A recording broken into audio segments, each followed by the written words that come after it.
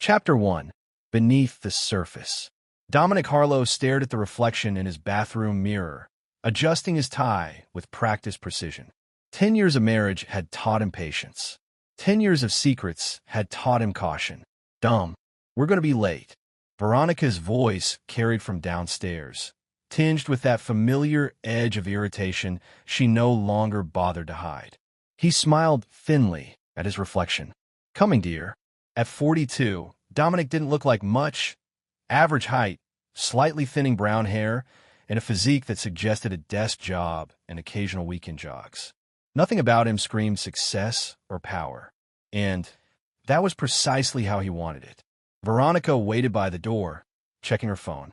At 38, she remained strikingly beautiful. Long blonde hair, expertly maintained figure, and the kind of polished appearance that came from regular spa treatments and designer clothes. Treatments and clothes that Dominic supposedly couldn't afford. Finally, she muttered, not looking up from her screen, "I told Skylar we'd be there by 7. Dominic nodded, opening the door for her. "Wouldn't want to keep your sister waiting." The drive to the restaurant was silent. Dominic watched Veronica from the corner of his eye as she texted rapidly, a small smile playing at her lips. He knew who she was texting. He knew everything. 5 years ago, Dominic had nearly confronted her when he first discovered the affair. But then he realized the value of patience. Instead of exposing what he knew, he began constructing something far more intricate. A long game where every humiliation, every betrayal, every mocking comment was cataloged, measured, and would eventually be repaid. To the world, to Veronica, her family, even his own brother, Dominic was a failed entrepreneur, a man who couldn't hold on to success, who lived off his wife's family connections for the occasional consulting job. The reality was something else entirely. Beneath the unremarkable exterior lived a man with extraordinary talents.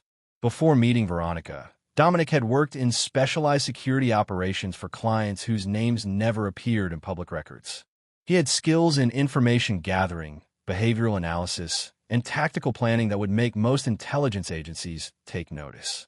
But he had walked away from that life when he fell in love with Veronica Tate, the dazzling marketing executive from a respected Boston family. When they married, he had promised himself to be just Dominic Harlow, loving husband, potential father, average American man. That promise had died slowly, bled dry by Veronica's gradual contempt, her family's condescension, and the shocking betrayal of his own brother, Perry, who had aligned himself with the Tate's assessment that Dominic was, fundamentally, a disappointment. As they pulled into the upscale restaurant's parking lot, Dominic spotted Skylar's Mercedes already there, alongside Perry's Audi. He also noted a black SUV with tinted windows parked discreetly in the far corner. "Right on time. Remember to smile," Veronica said, applying fresh lipstick. "It's our anniversary, after all." "I wouldn't miss it for the world," Dominic replied, his voice betraying nothing of what was to come. The maitre d' led them to a private dining area where Skylar, Perry, and Skylar's husband Abbott were already seated, cocktails in hand. "The happy couple arrives," Skylar announced, her smile not reaching her eyes. At 40, Skylar was Veronica's older sister and constant critic, a woman who measured success exclusively in possessions and appearances. Perry, Dominic's younger brother by 4 years, stood to give him an insincere hug. "Hey, big brother. 10 years, huh? Who would have thought?" "Not me," muttered Abbott into his whiskey, earning a sharp look from Skylar. Dominic accepted a glass of champagne, raising it slightly. "To family," he said, his gaze sweeping across the table. "And to getting exactly what we deserve." He noticed how Veronica kept checking her phone under the table, how Skylar and Perry exchanged knowing glances, how the empty chair at their table seemed to mock the celebration. The chair meant for the final guest, someone none of them was expecting. When Veronica excused herself to use the restroom, Dominic checked his watch. In exactly 17 minutes, everything would change. 10 years of playing the long game was about to pay off. He smiled genuinely for the first time that evening. Chapter 2. The Dinner. "So, Dom, any exciting business prospects on the horizon?" Abbott asked, swirling his third scotch. Unlike the others, Abbott's condescension stemmed from simple insecurity rather than malice. As Schuyler's husband, he was merely parroting his wife's attitudes. Nothing worth mentioning, Dominic replied with practiced humility. Still consulting on a few projects. Schuyler snorted delicately. Consulting. Is that what they call unemployment these days? Veronica returned, her face slightly flushed. Dominic noted the fresh lipstick, the subtle adjustment of her dress, the quick check of her phone. The restaurant bathroom was her regular rendezvous point. Predictable. Amateur. Did I miss anything? She asked brightly. Just discussing Dom's illustrious career, Perry said, raising his glass in mock toast. The betrayal of his own brother still cut deepest. Once close, Perry had slowly distanced himself as Dominic's public persona became that of a failure. Blood, apparently, wasn't thicker than social standing in the Harlow family. Let's not ruin dinner with that conversation, Veronica said with a tight smile. It's supposed to be a celebration. Of what exactly? Schuyler pressed, leaning forward. 10 years of supporting a man who can't support himself? I'm surprised you've stuck it out this long, Ronnie. Well, I always did like projects, Veronica replied, avoiding Dominic's gaze. The waiter arrived with their appetizers, momentarily pausing the humiliation. Dominic checked his watch again. 8 minutes. Remember when Dom thought he was going to revolutionize home security systems? Perry laughed, turning to the others. Invested every penny, and then the company folded in 18 months. That venture had been deliberately sabotaged by Dominic himself. A necessary step in appearing to be a failure while he built something far more valuable in the shadows. Or that consulting firm he tried to start, Schuyler added. What was it called again? Harlow Insights. Lasted all of a year. You have to admire his persistence, Abbott offered, which might have been kind if not for his patronizing tone. Dominic simply nodded, accepting each barb with apparent resignation. The waitress approached with their main courses, giving him a discreet nod as she placed his plate before him. Right on schedule. At our anniversary dinner, my wife's sister said, he's still broke? Surprised you haven't left him. My wife laughed, give it time. My own brother nodded. Yeah, he's a real disappointment. I felt numb.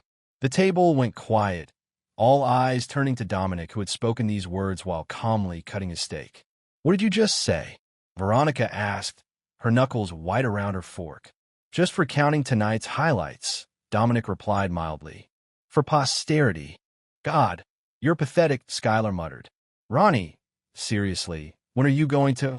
But then, Dominic continued, his voice still calm as he checked his watch one final time.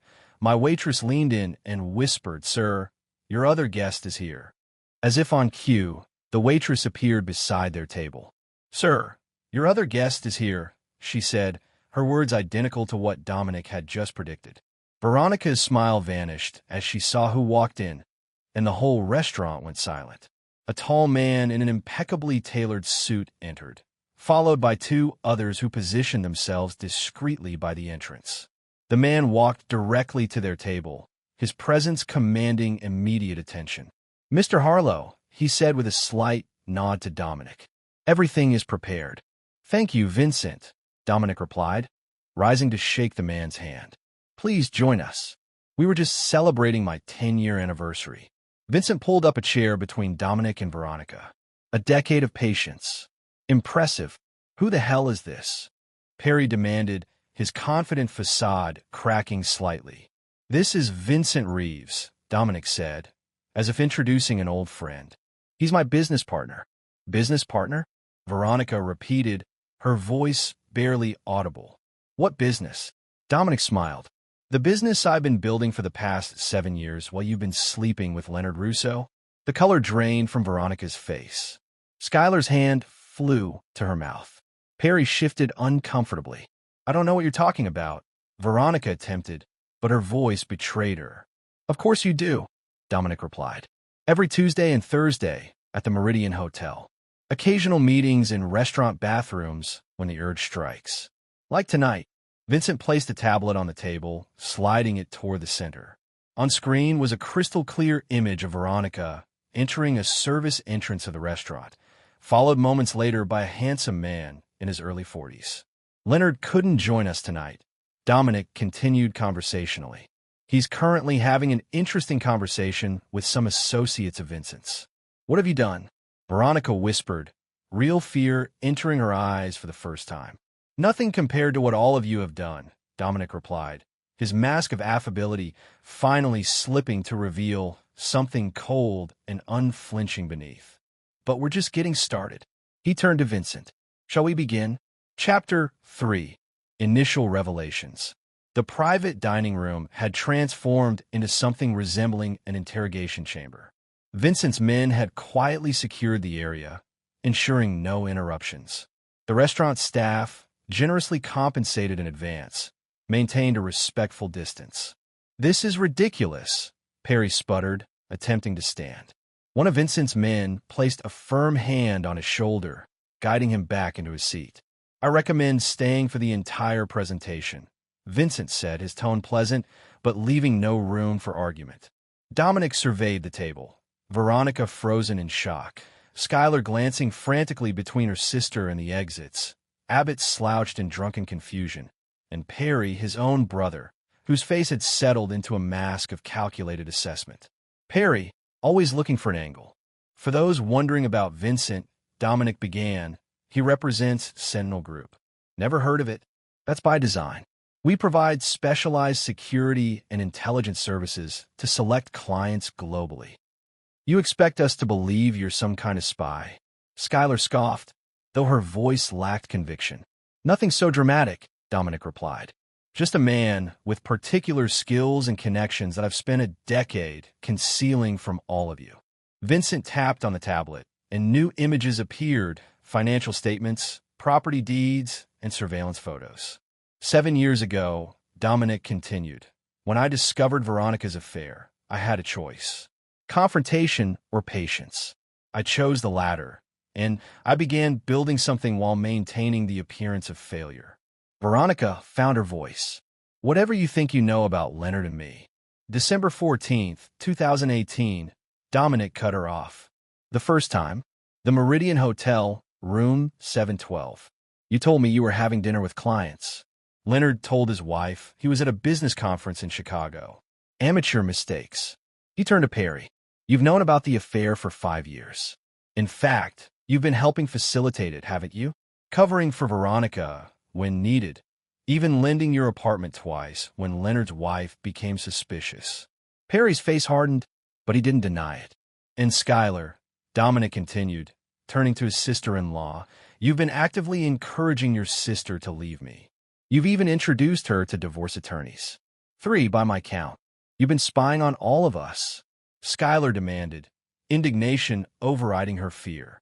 I prefer to call it due diligence, Dominic replied. When surrounded by snakes, one keeps anti-venom handy. Vincent produced a folder and slid several documents across the table. Mr. Harlow has authorized me to distribute these as a preview of what's to come. Each person received a personalized dossier, thin but devastating in content. As they reluctantly reviewed the documents before them, faces paled and hands trembled. Veronica stared at evidence of her affair, dates, locations, photographs taken from a distance. There were also financial records showing how she had been siphoning money from their joint accounts into a personal fund Dominic wasn't supposed to know about. Perry's file contained details of his secret gambling debts and the money he had embezzled from his employer to cover them. Information that would destroy his career if revealed. Skylar found herself looking at proof of her tax evasion scheme for her boutique clothing business, along with evidence of prescription drug abuse she believed no one knew about. Even Abbott, the least culpable among them, received documentation of his drunken indiscretions at various business conventions. Indiscretions Skylar was unaware of. This is just the beginning, Dominic said quietly. A sample of what I've compiled over the years. What do you want? Veronica finally asked, her voice hollow. Tonight? Nothing. This is merely an announcement that the rules have changed. Dominic stood, straightening his tie. Vincent will fill you in on the details while I step out for some air. As he walked toward the door, Veronica called after him. Dom, please, we can talk about this. He turned back, studying his wife of 10 years with detached curiosity. There's nothing to discuss, Veronica. You made your choices. Now I'm making mine. Outside, in the cool evening air, Dominic finally allowed himself a moment of genuine emotion. His hand shook slightly as he leaned against the restaurant wall. 10 years of marriage. 7 years of deception. 5 years of planning. His phone buzzed with a text for Vincent.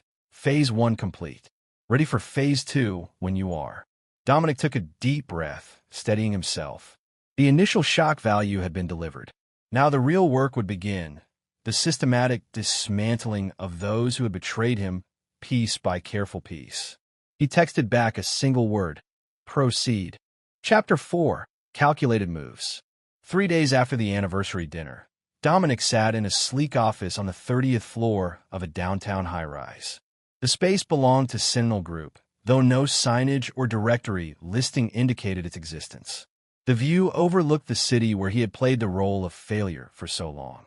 Vincent entered, accompanied by a woman Dominic knew as Naomi Frost.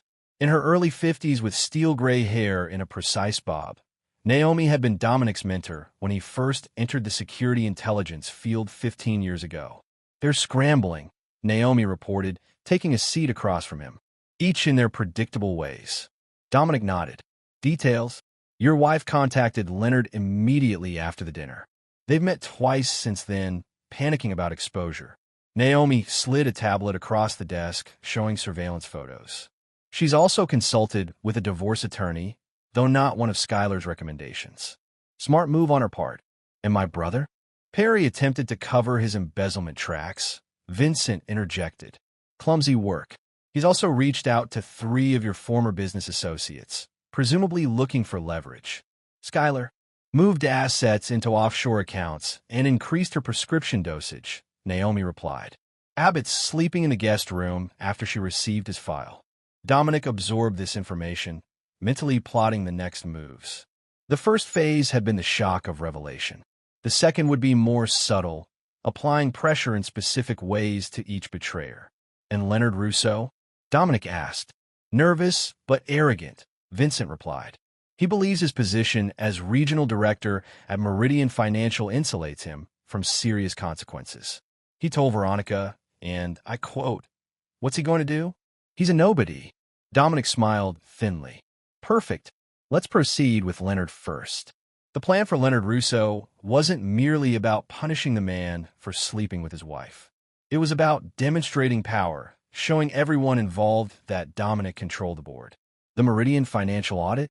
Naomi asked. "Initiated tomorrow," Dominic confirmed. "And make sure our friend in HR receives the anonymous tip about Leonard's pattern of pursuing subordinates." Leonard had no idea that Dominic had been accumulating evidence of his multiple workplace indiscretions for years, nor that Sentinel Group had recently acquired a significant but unpublicized stake in Meridian Financial's parent company. "For Perry," Dominic continued, "I want his employer to receive an anonymous but detailed accounting of the embezzlement, not from us, but routed through one of his gambling contacts. Make it look like the contact is trying to save himself." Vincent nodded, making notes. "And for Skylar? Tax audit. Again, not traceable to us. Her offshore transfers last night triggered automated flags we've been carefully nurturing at the IRS." The 3 continued refining the orchestration of consequences. Dominic wasn't interested in crude revenge. He wanted precision, targeted pressure that would create maximum impact with minimal direct action on his part. "What about Veronica?" Naomi finally asked. Dominic paused, staring out at the city skyline. Despite everything, this part was still the most difficult. "Nothing yet," he decided. "She's last. I want her to watch everything unfold around her first." Later that evening, Dominic returned to the house he shared with Veronica. They had barely spoken since the anniversary dinner, moving around each other like ghosts. He found her in the kitchen, wine glass in hand, staring at nothing. "We need to talk," she said when he entered. "I disagree," Dominic replied, opening the refrigerator. "Dom, whatever you think happened with Leonard." "I don't think anything, Veronica." "I know." With precision. He closed the refrigerator, a bottled water in hand. 7 years, 43 hotel visits, 17 weekends when you were supposedly with Skylar. I have the receipts, literally and figuratively. Her face crumbled. "Why didn't you just confront me when you found out?" Why this elaborate scheme? Because you, your sister, and my brother made me into a joke, Dominic replied, his voice steady. You all decided who I was without bothering to know the truth. So I let you believe what you wanted while I built something else. And what exactly have you built? She challenged. This mysterious business with that terrifying man? Is it even legal? Dominic laughed softly. Sentinel Group is perfectly legitimate, Veronica. Specialized security consulting for high-net-worth clients and corporations. The company I quietly founded while you all mocked my failed ventures. I don't believe you. Your belief is irrelevant. Facts remain facts. He moved toward the door, then paused. By the way, Leonard's having a difficult day today. You might want to check on him. As if on cue, Veronica's phone chimed with a message. The color drained from her face as she read it. Dominic left her there, walking upstairs to the home office he rarely used. Inside, he unlocked a hidden panel in the bookshelf, revealing a secure terminal. Logging in, he reviewed the day's events. Leonard Russo had been called into a surprise meeting with Meridian Financial's board of directors regarding irregularities discovered during a routine audit. Simultaneously, 3 women from different departments had filed sexual harassment complaints against him, encouraged by an anonymous HR advocate. By close of business, Leonard had been suspended pending investigation.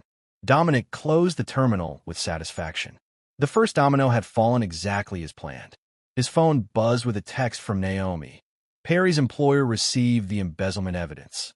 Police involvement expected by morning. Everything was proceeding according to plan. The only variable was how his targets would react under pressure. Would they turn on each other, or would they attempt to unite against him? Either scenario had been anticipated and prepared for. Dominic lay in bed that night, listening to Veronica crying quietly in the guest room. The sound brought him no pleasure, but it no longer moved him to compassion either. She had made her choices over years, consistently and deliberately. Now she would face the consequences, just like the others.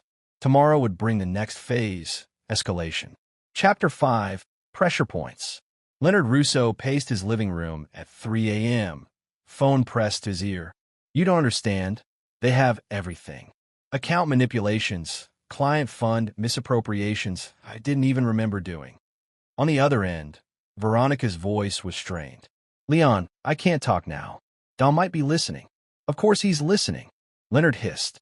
That's the whole point. Your pathetic husband isn't what he seemed. He's destroying me. I'll call you back, Veronica whispered before hanging up. Leonard threw his phone against the wall. In just 4 days, his life had imploded. Suspended from Meridian Financial, facing multiple harassment allegations, and now evidence of financial improprieties had emerged. His wife had taken the children to her mother's after the harassment stories leaked to local business publications. The doorbell rang, startling him. At this hour, he approached cautiously, checking the security camera feed on his phone. A woman he didn't recognize stood at the door in a business suit despite the late hour. Against his better judgment, he opened the door slightly, security chain engaged. Mr. Russo? Naomi Frost, representing Dominic Harlow. Leonard's face contorted with rage. Get the hell off my property before I call the police. The police are already quite interested in you, Mr. Russo, but I'm here to offer an alternative. Despite himself, Leonard hesitated, then unlatched the chain. Across town, Perry Harlow was being escorted from his apartment in handcuffs, neighbors watching from doorways. The evidence against him had been overwhelming and meticulously documented. Embezzlement systematically carried out over 3 years. As officers placed him in the police car, Perry spotted a familiar black SUV parked down the street. Though he couldn't see the occupants, he knew his brother was watching. Somehow, impossibly, Dominic had orchestrated all of this. Meanwhile, Skylar received an early morning visit from IRS investigators armed with specific information about her tax evasion scheme. They had documentation of every false deduction, every hidden income stream, every offshore transfer. As they cataloged financial records in her home office, Skylar's phone chimed with a text from an unknown number. This is only the beginning. DH. By noon, Dominic sat in Sentinel Group's conference room with Vincent and Naomi, reviewing the morning's developments. Leonard took the offer, Naomi reported. As expected, self-preservation trumped loyalty to Veronica. He'll provide detailed testimony about their relationship in exchange for our assistance with his legal troubles. And the documentation he signed? Dominic asked. Complete admission of guilt, both for the affair and his financial misconduct. Legally binding and witnessed. Vincent added, Perry's being processed now. Initial bail hearing tomorrow.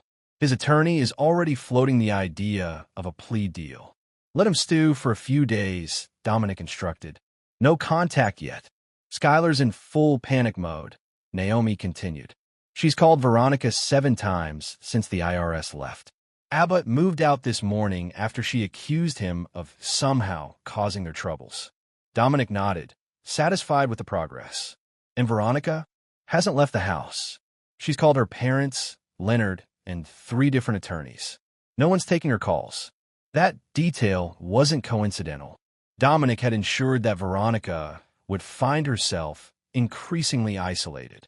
Her parents had received evidence of not only her affair, but also of disparaging comments she'd made about them in private conversations with Leonard. Every attorney she attempted to contact had been subtly warned away from representing her. It's time I had another conversation with my wife, Dominic decided.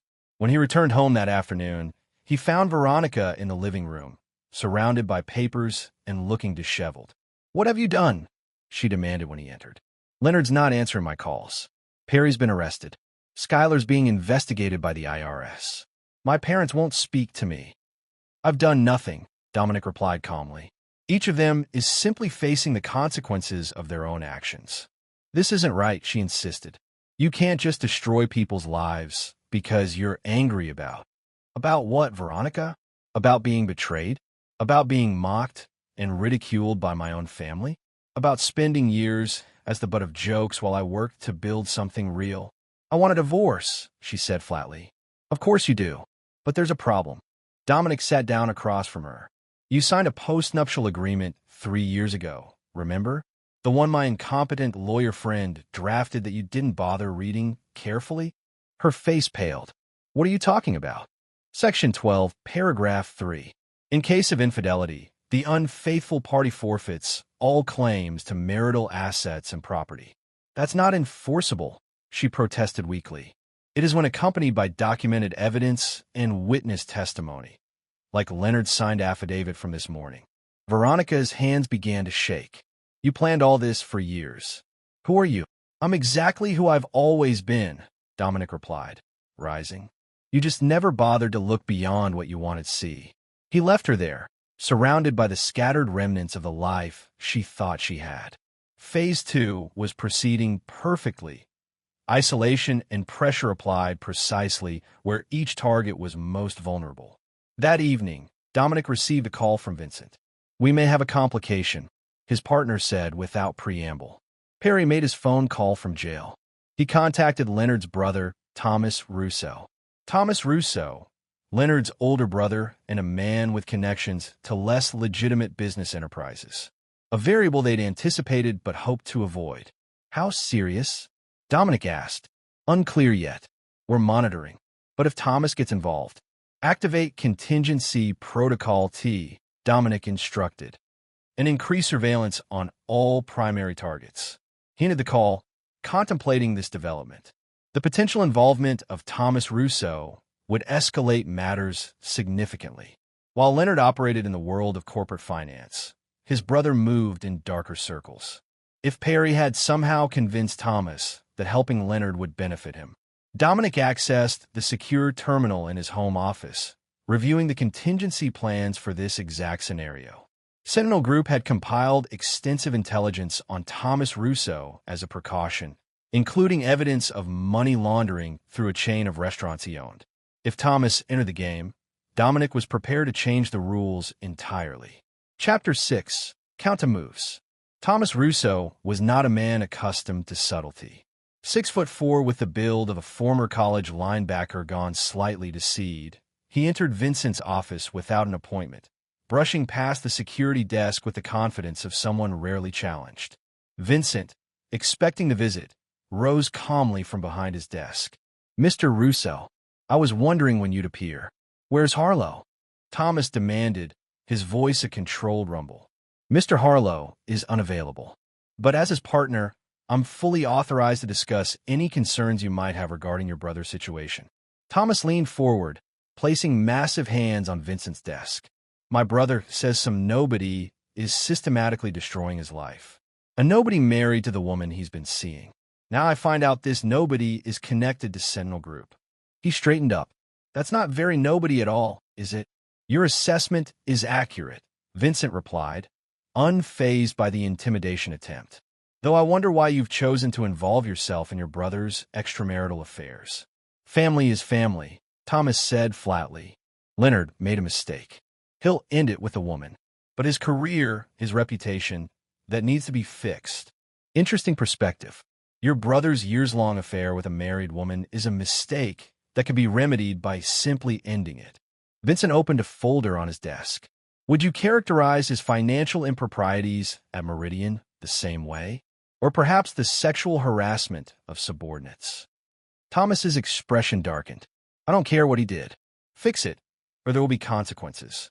There already are consequences, Mr. Russo, for your brother, and potentially for you, should you continue on this path. Thomas laughed, a harsh sound. You don't know who you're dealing with. On the contrary, Vincent slid a document across the desk. We know exactly who we're dealing with. Your restaurants in Portland, Seattle, and Vancouver. Your connections to the Donovan Syndicate. The offshore accounts in the Caymans. Shall I continue? The color drained from Thomas's face as he scanned the document. A detailed summary of his illicit business operations that not even his closest associates fully knew. Vincent continued calmly. Mr. Harlow anticipated your involvement. He prepared for it. This meeting isn't a negotiation, Mr. Russo. It's a courtesy warning. Tell Harlow this isn't over, Thomas growled, though with notably less conviction. Actually, it is. Your brother signed a full confession this morning, accepting responsibility for his actions in exchange for certain assurances. He also agreed to cease all contact with Veronica Harlow. Vincent stood. I suggest you focus your energies on insulating your own operations from the scrutiny that's about to fall on your family name. After Thomas Russo stormed out, Vincent called Dominic immediately. The elder Russo has been neutralized, he reported, though I expect he'll make at least one more attempt before accepting defeat. Anticipated, Dominic replied. Proceed with the Thomas contingency regardless. I want pressure from the Donovan angle by tomorrow. By midnight, Thomas Russo was dealing with his own crisis as federal authorities began investigating one of his restaurant suppliers, a front company for the Donovan Syndicate's money laundering operation. The timing wasn't coincidental. Sentinel Group had been sitting on this information, waiting for the precise moment to deploy it. Meanwhile, Perry Harlow sat in a holding cell, his bail hearing delayed due to administrative issues, another of Dominic's machinations. He'd had 3 days to contemplate his situation, watching as his carefully constructed life crumbled. His employer had fired him publicly, his girlfriend had abandoned him, and his assets had been frozen pending investigation. When the cell door opened and Dominic walked in, Perry wasn't entirely surprised. Come to gloat? He asked, not meeting his brother's eyes. If I wanted to gloat, I wouldn't have come personally, Dominic replied, taking a seat on the bench beside him. We're beyond that now. What do you want from me? Nothing. You've already given me exactly what I expected, betrayal. Dominic's voice remained calm, conversational. You sided with them against me. Your own brother. Perry finally looked up, his face haggard from sleepless nights. They had money, position, connections. What did you have? Failed businesses and excuses. And yet here we are, you in a cell, and me. Dominic gestured to his immaculate suit. Not quite the failure you imagined. So this is revenge. Destroy my life because I didn't believe in you. This isn't revenge, Perry. It's consequences. You stole from your company. You facilitated my wife's affair. You mocked me publicly and privately for years. Dominic stood. I simply removed my protection. Protection? What are you talking about? Did you ever wonder why your earlier indiscretions never came to light? The drunk driving incident in college that mysteriously disappeared from records? The plagiarism accusation that was suddenly dropped? Dominic moved toward the door. I've been cleaning up your messes our entire lives, Perry. I just stopped doing it. As Dominic signaled to the guard, Perry called after him. Don, wait. I can make this right. I can help you hurt Veronica, get evidence, whatever you need. Dominic turned back, studying his brother with something like pity. That's the difference between us, Perry. I don't need your help. I never did. Across town, Veronica sat in the darkened kitchen of the home she'd shared with Dominic for a decade, a home she now realized she knew very little about. She'd spent the day discovering hidden compartments, secure locks, and subtle security measures she'd never noticed. The house itself seemed to have been constructed as some kind of fortress disguised as an ordinary suburban residence.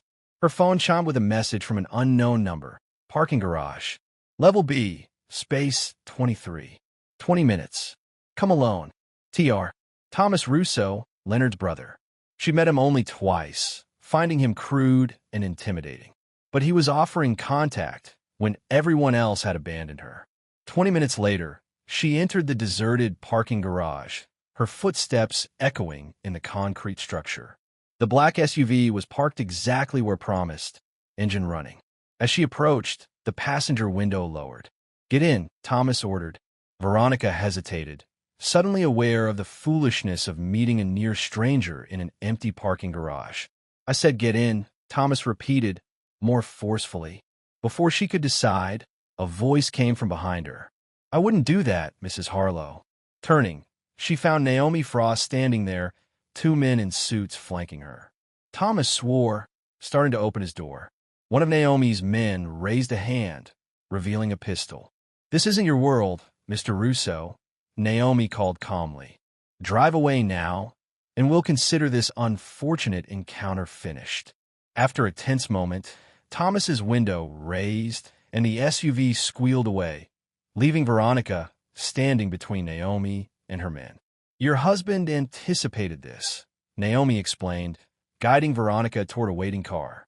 Thomas Russo intended to use you as leverage against Dominic. Why are you helping me? Veronica asked, bewildered. I'm not, Naomi replied simply. I'm following Dominic's instructions. He wasn't ready for you to be removed from the board just yet. As they drove her home, Veronica stared out the window, finally understanding the true scope of what she was facing. Dominic hadn't merely discovered her affair. He hadn't simply built a secret business. He had constructed an entire shadow life, while she believed him to be a failure. And now, piece by piece, he was dismantling everyone who had wronged him, with her as the final target. Chapter 7, Revelations. 1 week after the anniversary dinner, Dominic sat in the library of his childhood home in rural Massachusetts. The modest farmhouse had been the Harlow family for 3 generations, though Perry had always been embarrassed by its simplicity. Their parents, both deceased for over a decade, had raised them with middle-class values that Perry had eagerly discarded when given the opportunity. Vincent entered, removing his coat. Everything is proceeding as planned. Leonard Russo has been formally charged with financial misconduct at Meridian. His brother Thomas is facing federal investigation. Perry's legal situation continues to deteriorate, and Skylar's tax issues have expanded to include potential fraud charges. And Veronica? Increasingly isolated. Her attempt to access her joint accounts was blocked by the bank. Her parents have formally cut contact after receiving the complete dossier on her affair. She's made 3 attempts to contact Leonard, all rebuffed. Dominic nodded, staring into the fireplace. It's time for the final phase. The plan had always been methodical. First shock, then isolation, then pressure, and finally revelation. Each betrayer would learn not only the consequences of their actions, but also the full truth of who they had been dealing with all along. The Sentinel board meeting is scheduled for tomorrow, Vincent confirmed. All arrangements have been made, and our guests will receive their invitations within the hour. The following morning, Veronica found an elegant envelope slipped under the front door. Inside was an embossed invitation. Your presence is requested at the official unveiling of Sentinel Group Holdings. 11 a.m., Sentinel Tower, 30th floor. Transportation will arrive at 10:30 a.m. Attendance is mandatory. Dominic Harlow, Chief Executive Officer. Across the city, similar invitations were delivered to Perry's attorney, Schuyler, and Abbott's home, and Leonard Russo's temporary apartment. At 11 a.m. precisely, they all sat in Sentinel Group's expansive boardroom, each looking diminished by recent events. Veronica, hollow-eyed and tense. Perry, unshaven and defeated in a suit provided by his attorney. Schuyler, her usual polished appearance undermined by nervous movements. Abbott, clearly uncomfortable and slightly drunk despite the early hour. And Leonard Russo, accompanied by his lawyer, his once confident demeanor replaced by barely controlled fear. The doors opened, and Dominic entered with Vincent and Naomi flanking him. He took his position at the head of the table, surveying those gathered. "Thank you for coming," he began, as if this were a normal business meeting, though coming implies choice, which you didn't have. So perhaps "thank you for your attendance" is more accurate. "What is this about, Dominic?" Veronica asked, her voice thin with strain. "This is about truth, Veronica. Something in short supply among everyone at this table." He gestured to a uniformed staff member who distributed folders to each person. "Inside you'll find a comprehensive summary of Sentinel Group holdings, our structure, our operations, and most importantly, our assets." As they reluctantly opened the folders, expressions of disbelief spread across their faces. Sentinel Group is valued at approximately $2.7 billion. Dominic continued conversationally. "We provide specialized security and intelligence services to Fortune 500 companies, high-net-worth individuals, and select government contractors. I founded the company 7 years ago, shortly after discovering Veronica's affair with Leonard." He turned to his wife. "You wondered why I never confronted you. The truth is, your betrayal was the catalyst I needed. It freed me to return to the work I'd left behind when we married, work I excelled at. You expect us to believe you built a multi-billion-dollar company without anyone knowing?" Schuyler scoffed, though her voice lacked conviction. "Not without anyone knowing," Dominic corrected. "Without you knowing. A crucial distinction. Sentinel operates deliberately below the radar. Our clients value discretion above all else." He gestured to Vincent. "Vincent and I served together in private security operations before I met Veronica. Why I decided to rebuild that life. He was my first call." "Why bring us here now?" Perry's attorney asked. "What's the purpose of this meeting?" "Clarity," Dominic replied simply. "I wanted each of you to understand exactly who you've been dealing with and what's coming next." He pressed a button, and a screen descended from the ceiling, displaying a series of images and documents. "Veronica, you believed you were married to a failure. The truth is, everything you saw, every failed business, every financial setback, was carefully constructed. I needed to appear unsuccessful while building Sentinel without attracting attention." He turned to Leonard. "Mr. Russo, you thought you were sleeping with the wife of an insignificant man. In reality, you were creating a vulnerability in your life that I've systematically exploited." To Perry, "Brother, you chose status over loyalty. You aligned yourself with those who mocked me because it was easier than standing by family. That decision has cost you everything." And finally to Schuyler, "You judged me based on appearances, never bothering to look deeper. Your contempt revealed a fundamental character flaw that I've now used against you." Dominic stood, buttoning his suit jacket. "This meeting isn't about negotiation. It's about informing you that your lives, as you knew them, are over. Not because of what I've done, but because of what each of you did. I simply ensured that appropriate consequences followed." "You can't do this," Leonard protested weakly. It's persecution." "No, Mr. Russo. It's justice. Calculated, precise justice." Dominic moved toward the door. "Vincent will explain the specific terms for each of you. I suggest you listen carefully." As Dominic left, Vincent took his place at the head of the table, opening his own folder. "Mr. Russo, in exchange for your signed confession, certain financial charges against you will be dropped.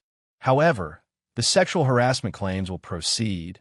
Your position at Meridian is permanently terminated, and you will receive no severance or pension.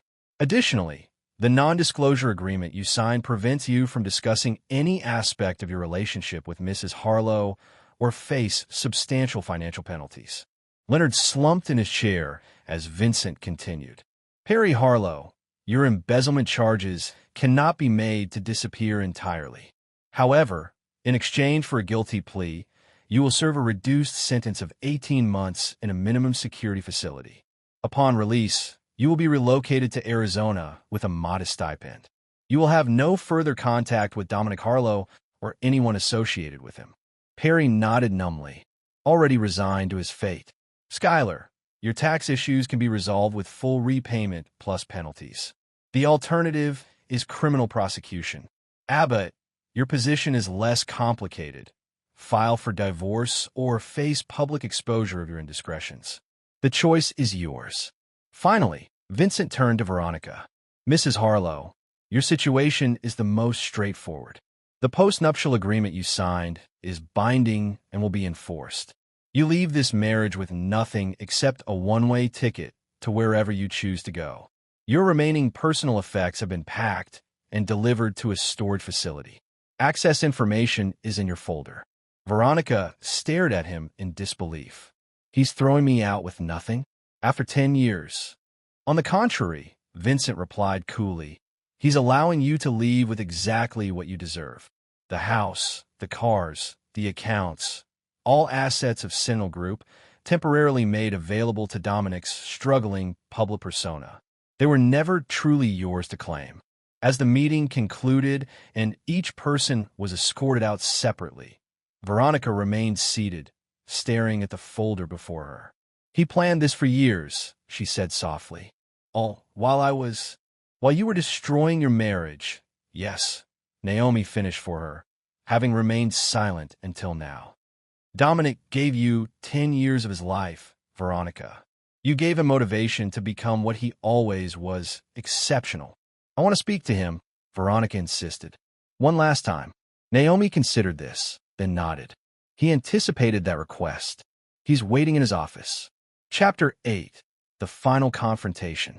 Dominic's office occupied the corner of Sentinel Tower's 30th floor, offering panoramic views of the city below. When Veronica entered, he stood with his back to the door, gazing out at the skyline. Did you ever love me at all? She asked without preamble. He turned slowly, studying her face. 10 years of marriage, and now they were effectively strangers. Yes, he answered simply. Completely.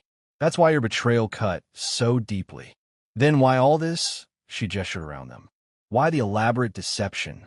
The revenge plot? If you loved me, why not just confront me when you found out about Leonard?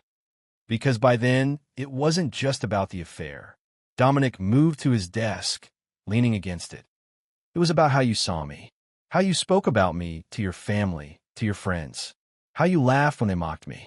The affair was a symptom, not the disease. Veronica sank into a chair, suddenly exhausted.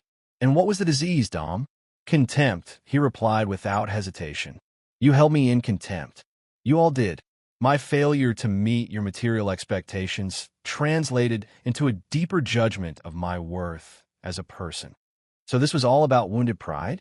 Proving you were better than we thought? No, this was about consequences. Dominic's voice remained calm, but his eyes had hardened. You chose to betray our vows. Perry chose to betray brotherhood. Skylar chose to fuel your discontent. Leonard chose to pursue a married woman. Each of you made choices repeatedly over years. Now you face the results of those choices. Veronica looked up at him, tears forming. I made mistakes, terrible ones, but this level of retribution isn't retribution, Dominic finished. It's calculation. Each of you receives exactly what your actions warranted. No more, no less. You've changed, she whispered. The Dominic I married would never be this cold, this unforgiving. The Dominic you married was a fiction, a version of myself I created because I believed that's what you wanted. A normal man with normal ambitions. He straightened, adjusting his tie. My mistake was thinking I could be less than I am for someone else's comfort. And who are you really, Dom? Some kind of corporate spy? A manipulator who builds elaborate revenge scenarios. I'm someone who values loyalty above all else, he replied. Someone who gives exactly what he receives. You gave me betrayal, so that's what you get in return. Veronica stood, gathering what dignity she could. You won't even consider forgiveness?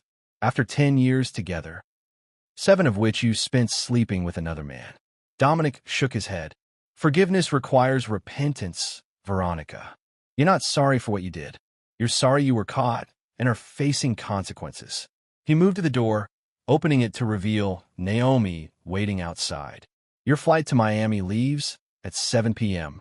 I suggest you don't miss it. This isn't over, Dom, Veronica said, her voice finding some of its old strength. People don't just disappear from each other's lives after a decade together. Actually, they do. Quite easily, in fact. Dominic met her gaze one final time. Goodbye, Veronica. After she was escorted out, Vincent entered the office, finding Dominic staring once again at the cityscape. Phase complete, Vincent reported. Perry's attorney has accepted the plea deal. Leonard has signed all required documents. Skylar has initiated payment of her tax penalties. And Thomas Russo, backing away completely. The Donovan investigation has him fully occupied. Dominic nodded, satisfaction evident but subdued. The plan had been executed flawlessly, each betrayer now facing a future irreversibly altered by their own actions and his calculated response. What's next? Vincent asked. For them? Exactly what we've outlined. For us. Dominic turned from the window. Sentinel has a new defense contract to fulfill. I suggest we focus on that. Later that evening, as Veronica's plane took off for Miami and a future stripped of the wealth and status she had valued so highly, Dominic returned to the house they had shared. He walked through the empty rooms, memories surfacing and being systematically filed away. In the master bedroom, he opened a hidden safe behind a seemingly solid wall panel, removing a small velvet box. Inside was Veronica's engagement ring, not the one she wore, but the original one he had planned to give her. A simple diamond that represented the man he'd truly been, not the wealthier persona he'd adopted to win her. He snapped the box shut, returning it to the safe. Some memories needed to be preserved, if only as reminders of lessons learned. His phone buzzed with a message from Vincent. Perry transferred to custody. Veronica landed in Miami. Leonard's termination finalized. Skylar's first payment processed. Dominic replied with a single word, complete. The game was finished. Each player had received exactly what they'd earned. The man they'd all dismissed and mocked had revealed himself to be the architect of their downfall, using their own weaknesses against them with surgical precision. As he left the house for the final time, it would be sold next week. Dominic reflected on the journey from betrayed husband to avenging force. The satisfaction wasn't in the punishment itself, but in the restoration of balance. Actions had consequences. Loyalty mattered. Truth eventually emerged. And a man underestimated was the most dangerous opponent of all. Chapter 9. Aftermath. 6 months later, Dominic stood on the observation deck of Sentinel Tower, watching as winter gave way to early spring across the city. The company had expanded again, acquiring 3 smaller security firms and establishing a foothold in European markets. Vincent joined him, handing over a leather portfolio. The final reports, as requested. Inside were updates on each person from Dominic's previous life, detailed with Sentinel's characteristic thoroughness. Perry was 4 months into his 18-month sentence at a minimum security facility in Pennsylvania. He'd started writing a memoir, apparently believing his story of rise and fall would interest publishers. Prison officials reported he was a model inmate, participating in educational programs and counseling sessions. Leonard Russo had relocated to Chicago, taking a significantly reduced position at a small investment firm. The sexual harassment claims had been settled out of court, but his reputation in the financial sector was irreparably damaged. His wife had filed for divorce, gaining primary custody of their children. Skylar had sold her boutique clothing business to pay her tax penalties, moving to a smaller house in a less prestigious neighborhood. Abbott had indeed filed for divorce, citing irreconcilable differences. She had reduced her prescription medication usage and was attending support group meetings. In Veronica, Dominic paused on her section of the report. She had remained in Miami, finding work as a marketing consultant for small businesses. Her lifestyle was modest compared to what she'd been accustomed to during their marriage. Recent surveillance photos showed her looking thinner but surprisingly centered, as if the removal of wealth had somehow clarified something essential in her. She contacted Naomi last week, Vincent mentioned, requested a meeting with you. Denied, I assume. Of course. Though she was persistent, claiming to have important information, Dominic closed the portfolio. The past is settled, Vincent. There's nothing she could tell me that would matter now. Yet as he said it, Dominic felt a flicker of curiosity. 6 months of executing his carefully constructed revenge had left him with exactly what he'd planned for: complete separation from his former life and those who had betrayed him. So why did Veronica's attempt at contact create even the slightest ripple in his certainty? Should we maintain surveillance? Vincent asked. Dominic considered this, then shook his head. No. Terminate all monitoring operations. They no longer warrant our attention. Later that evening, Dominic sat in his new penthouse apartment, reviewing acquisition documents for Sentinel's next expansion. The space was minimalist and modern, deliberately unlike the suburban home he'd shared with Veronica. No traces of that life remained except in his memory. His secure phone, used only for Sentinel's most sensitive communications, chimed with a message from an unknown number. I know about Sarajevo. We need to talk. Dominic stared at the screen, a chill running through him. Sarajevo, a mission from his previous life, before Veronica, before Sentinel.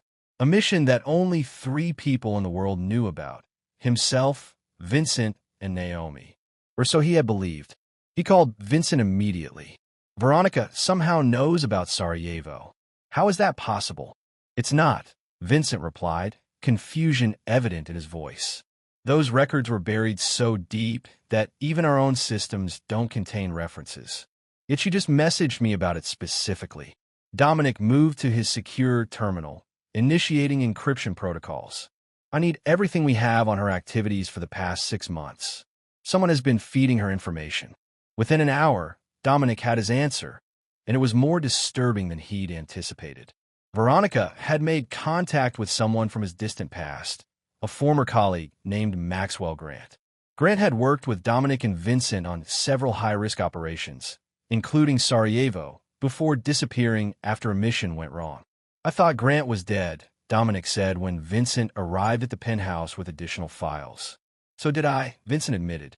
The Belgrade operation was a disaster. No bodies were recovered, but the explosion, no one could have survived that. Apparently someone did. Dominic studied the surveillance photos, showing Veronica meeting with a man whose face was partially obscured, but whose build and movement pattern matched Grant's. The question is why he's surfaced now, and why he's approached Veronica specifically. The answer became clear as they dug deeper. Grant hadn't just survived Belgrade. He had rebuilt himself with a new identity, amassing resources and connections while harboring a grudge against those he believed had abandoned him. And Dominic's very public takedown of his wife and her conspirators had put him back on Grant's radar. He's using Veronica as bait, Vincent concluded. He knows your pattern now, how thoroughly you dismantle those who betray you. He's counting on you seeing Veronica as a renewed threat. And what? Walking into a trap? Dominic shook his head. Grant knows me better than that. Unless that's precisely why he's doing it this way, Naomi suggested, joining them after being called in. He knows you'll analyze and counter any direct approach. So he's created a scenario unusual enough to pique your curiosity, but not threatening enough to trigger full defensive protocols. Dominic considered this, the tactical implications unfolding in his mind. If Grant had survived Belgrade, if he blamed Dominic and Vincent for the operation's failure, and if he had been watching from the shadows all these years, then the game Dominic thought was complete had merely entered a new phase. We need to move first, he decided. Not against Veronica. She's just a pawn. Against Grant directly. The next 72 hours were a blur of intense activity as Sentinel's resources were mobilized to locate and neutralize the threat Grant represented. The operation required precision timing and coordination across multiple teams, drawing on the full scope of Dominic's strategic capabilities. By the third day, They had tracked Grant to an abandoned industrial complex outside the city. Satellite imagery showed minimal security but strategic placement of surveillance equipment, a setup designed to detect conventional approach patterns. He's expecting a team, Dominic observed, studying the tactical display. Standard infiltration protocols would trigger his countermeasures. So we don't use standard protocols, Vincent concluded. The plan they developed was audacious and high-risk. Dominic would approach alone, apparently responding to Veronica's message, while Sentinel teams positioned themselves covertly using routes and methods that circumvented Grant's detection systems. As night fell, Dominic stood at the entrance to the complex, seemingly exposed and vulnerable. His earpiece carried Vincent's voice. Teams in position. Proceed with caution. The interior was dimly lit, machinery shadows creating a maze of potential hiding places. Dominic moved forward deliberately, scanning for trip wires or pressure plates.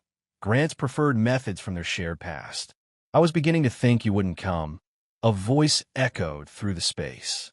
Grant stepped from behind a concrete pillar, looking remarkably unchanged despite the years.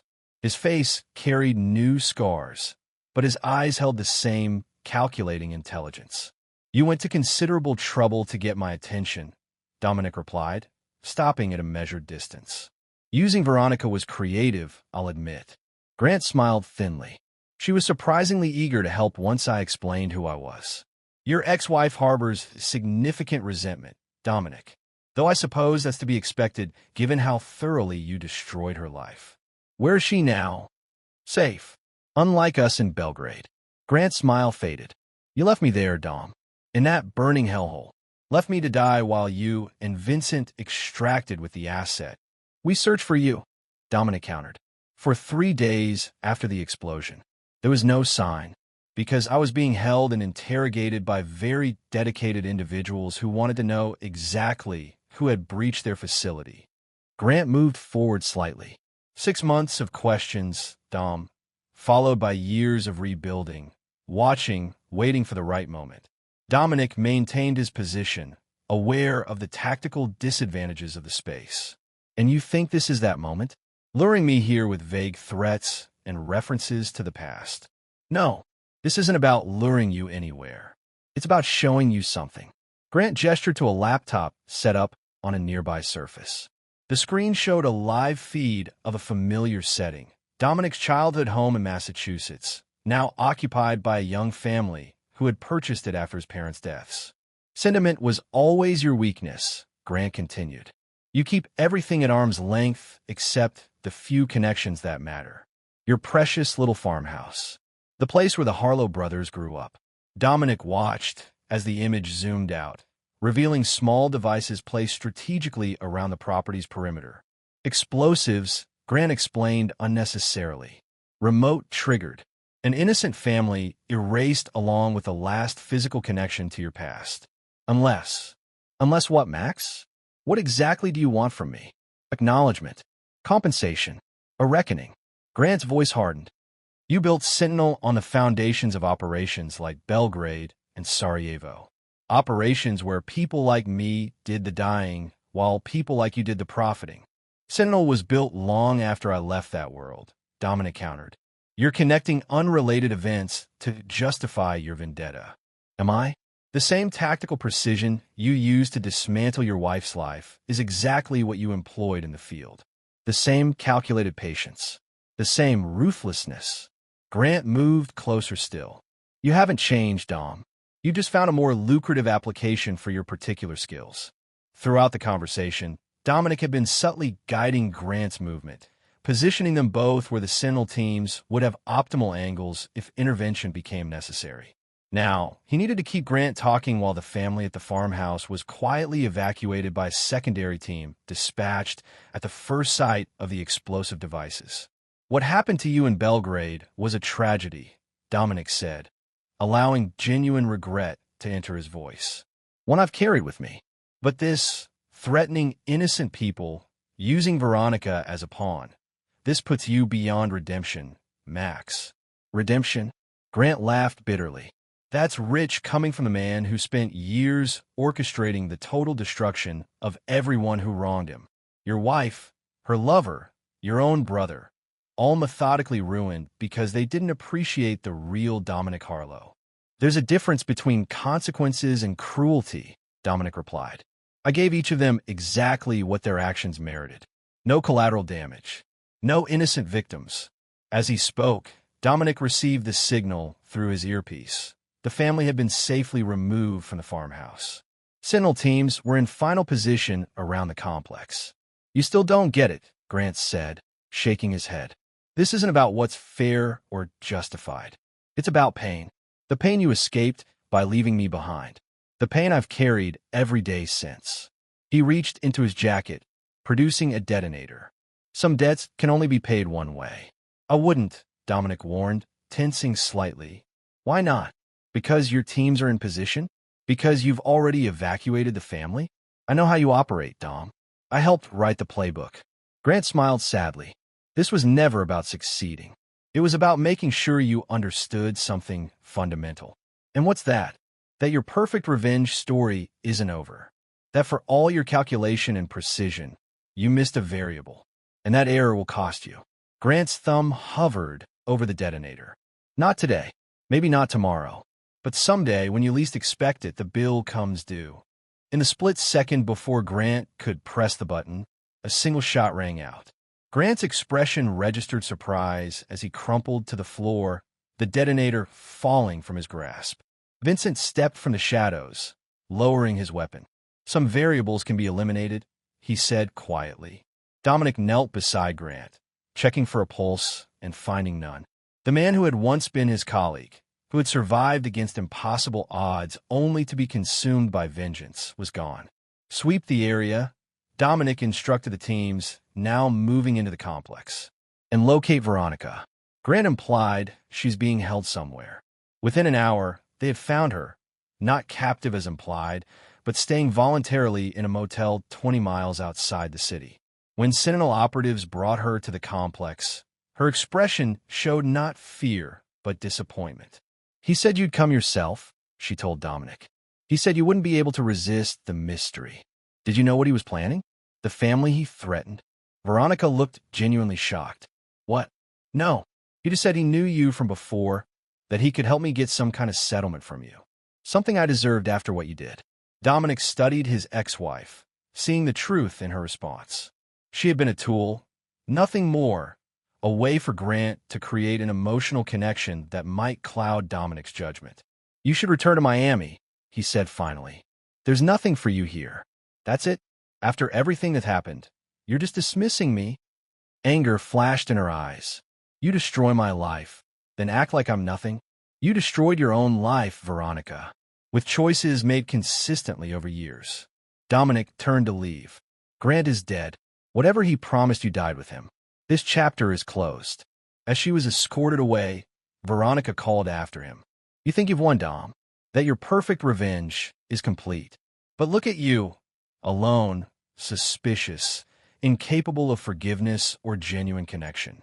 You've become exactly what you always were beneath the surface.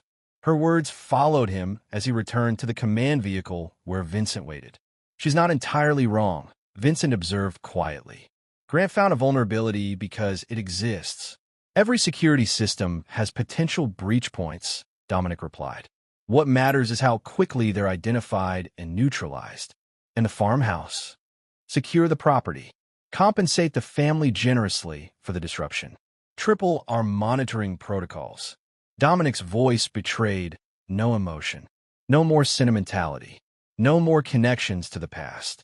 Later that night, as reports confirmed that all Grant's explosives had been neutralized and his limited network of associates identified for monitoring, Dominic stood in his penthouse, gazing out at the city lights. The revenge he had so meticulously planned and executed had been complete.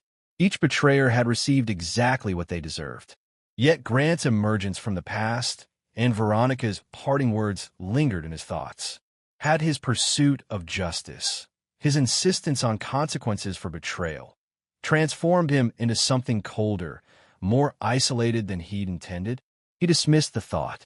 Sentiment was indeed a vulnerability, as Grant had correctly identified. In a world where loyalty was rare and betrayal common, the capacity to execute consequences without hesitation was not a flaw, but a strength. Dominic Harlow had built something remarkable from the ashes of betrayal. He had revealed his true nature not just to those who had underestimated him, but to himself. The mask of ordinary man had been necessary once, a compromise made for love. But that compromise had nearly destroyed him. Never again would he diminish himself for another's comfort. Never again would he forgive betrayal or trust blindly. And never again would he allow sentiment to create vulnerabilities that others could exploit. As dawn broke over the city, Dominic received a final report. Veronica had boarded her flight back to Miami. Perry remained in prison. Leonard continued his diminished existence in Chicago. Skylar struggled with her reduced circumstances. And the Harlow farmhouse stood empty, its new owners generously compensated for permanent relocation. All connections severed, all loose ends tied. The long game finally complete. Vincent called with an update on Sentinel's newest acquisition, a cybersecurity firm with valuable proprietary technology. The board meets at 9. They're waiting for your decision. Tell them I'll be there, Dominic replied. It's time to build something new. The anniversary dinner that had revealed so much, the contempt of his wife, the betrayal of his brother, the mockery of family, now seemed distant, like a story about someone else. The man who had sat there, absorbing their cruelty while waiting for his moment, had completed his transformation. Dominic Harlow, once underestimated by everyone who should have known better, had become exactly who he was always meant to be, a man who gave precisely what he received, loyalty for loyalty, betrayal for betrayal. And he regretted nothing. And there you have it. Another story comes to an end. Chapter 1. Fractures. Vincent Reynolds stood at the edge of his meticulously landscaped backyard, admiring the sunset while nursing a glass of bourbon. The sprawling property, a testament to his 20 years of work as a military intelligence officer turned private security consultant, stretched before him like a kingdom. At 52, Vincent had built a life most would envy. A beautiful home in Northern Virginia, 2 children in college, and respect in both government and private sectors. The sound of laughter drifted through the evening air. Vincent turned to see his wife, Dominique, sitting on the patio with her phone pressed to her ear, her face illuminated by something more than just the setting sun. Vincent had seen that expression before, not directed at him for years, but he recognized it nonetheless. The intimate smile, the hushed tones, the way her fingers twirled her dark hair. I should go. He's standing right there, Dominique whispered, ending the call abruptly when she noticed Vincent watching. Just Marissa from book club, she explained, sliding the phone into her pocket. Vincent nodded, his face betraying nothing. Marissa from book club. The same excuse for the past 3 months.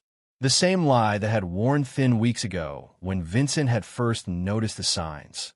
Late nights, new clothes, renewed interest in fitness, and the distinctive scent of unfamiliar cologne that sometimes lingered on her clothes. Their 25-year marriage had weathered many storms, his long deployments, the stress of raising their children, Noah and Sophia, and the challenge of reinventing himself in civilian life. But this was different. Vincent knew the landscape of deception better than most. His career had been built on identifying falsehoods and extracting truths. Noah called, Vincent said, changing the subject. He's excited about bringing his new girlfriend to the family reunion next month.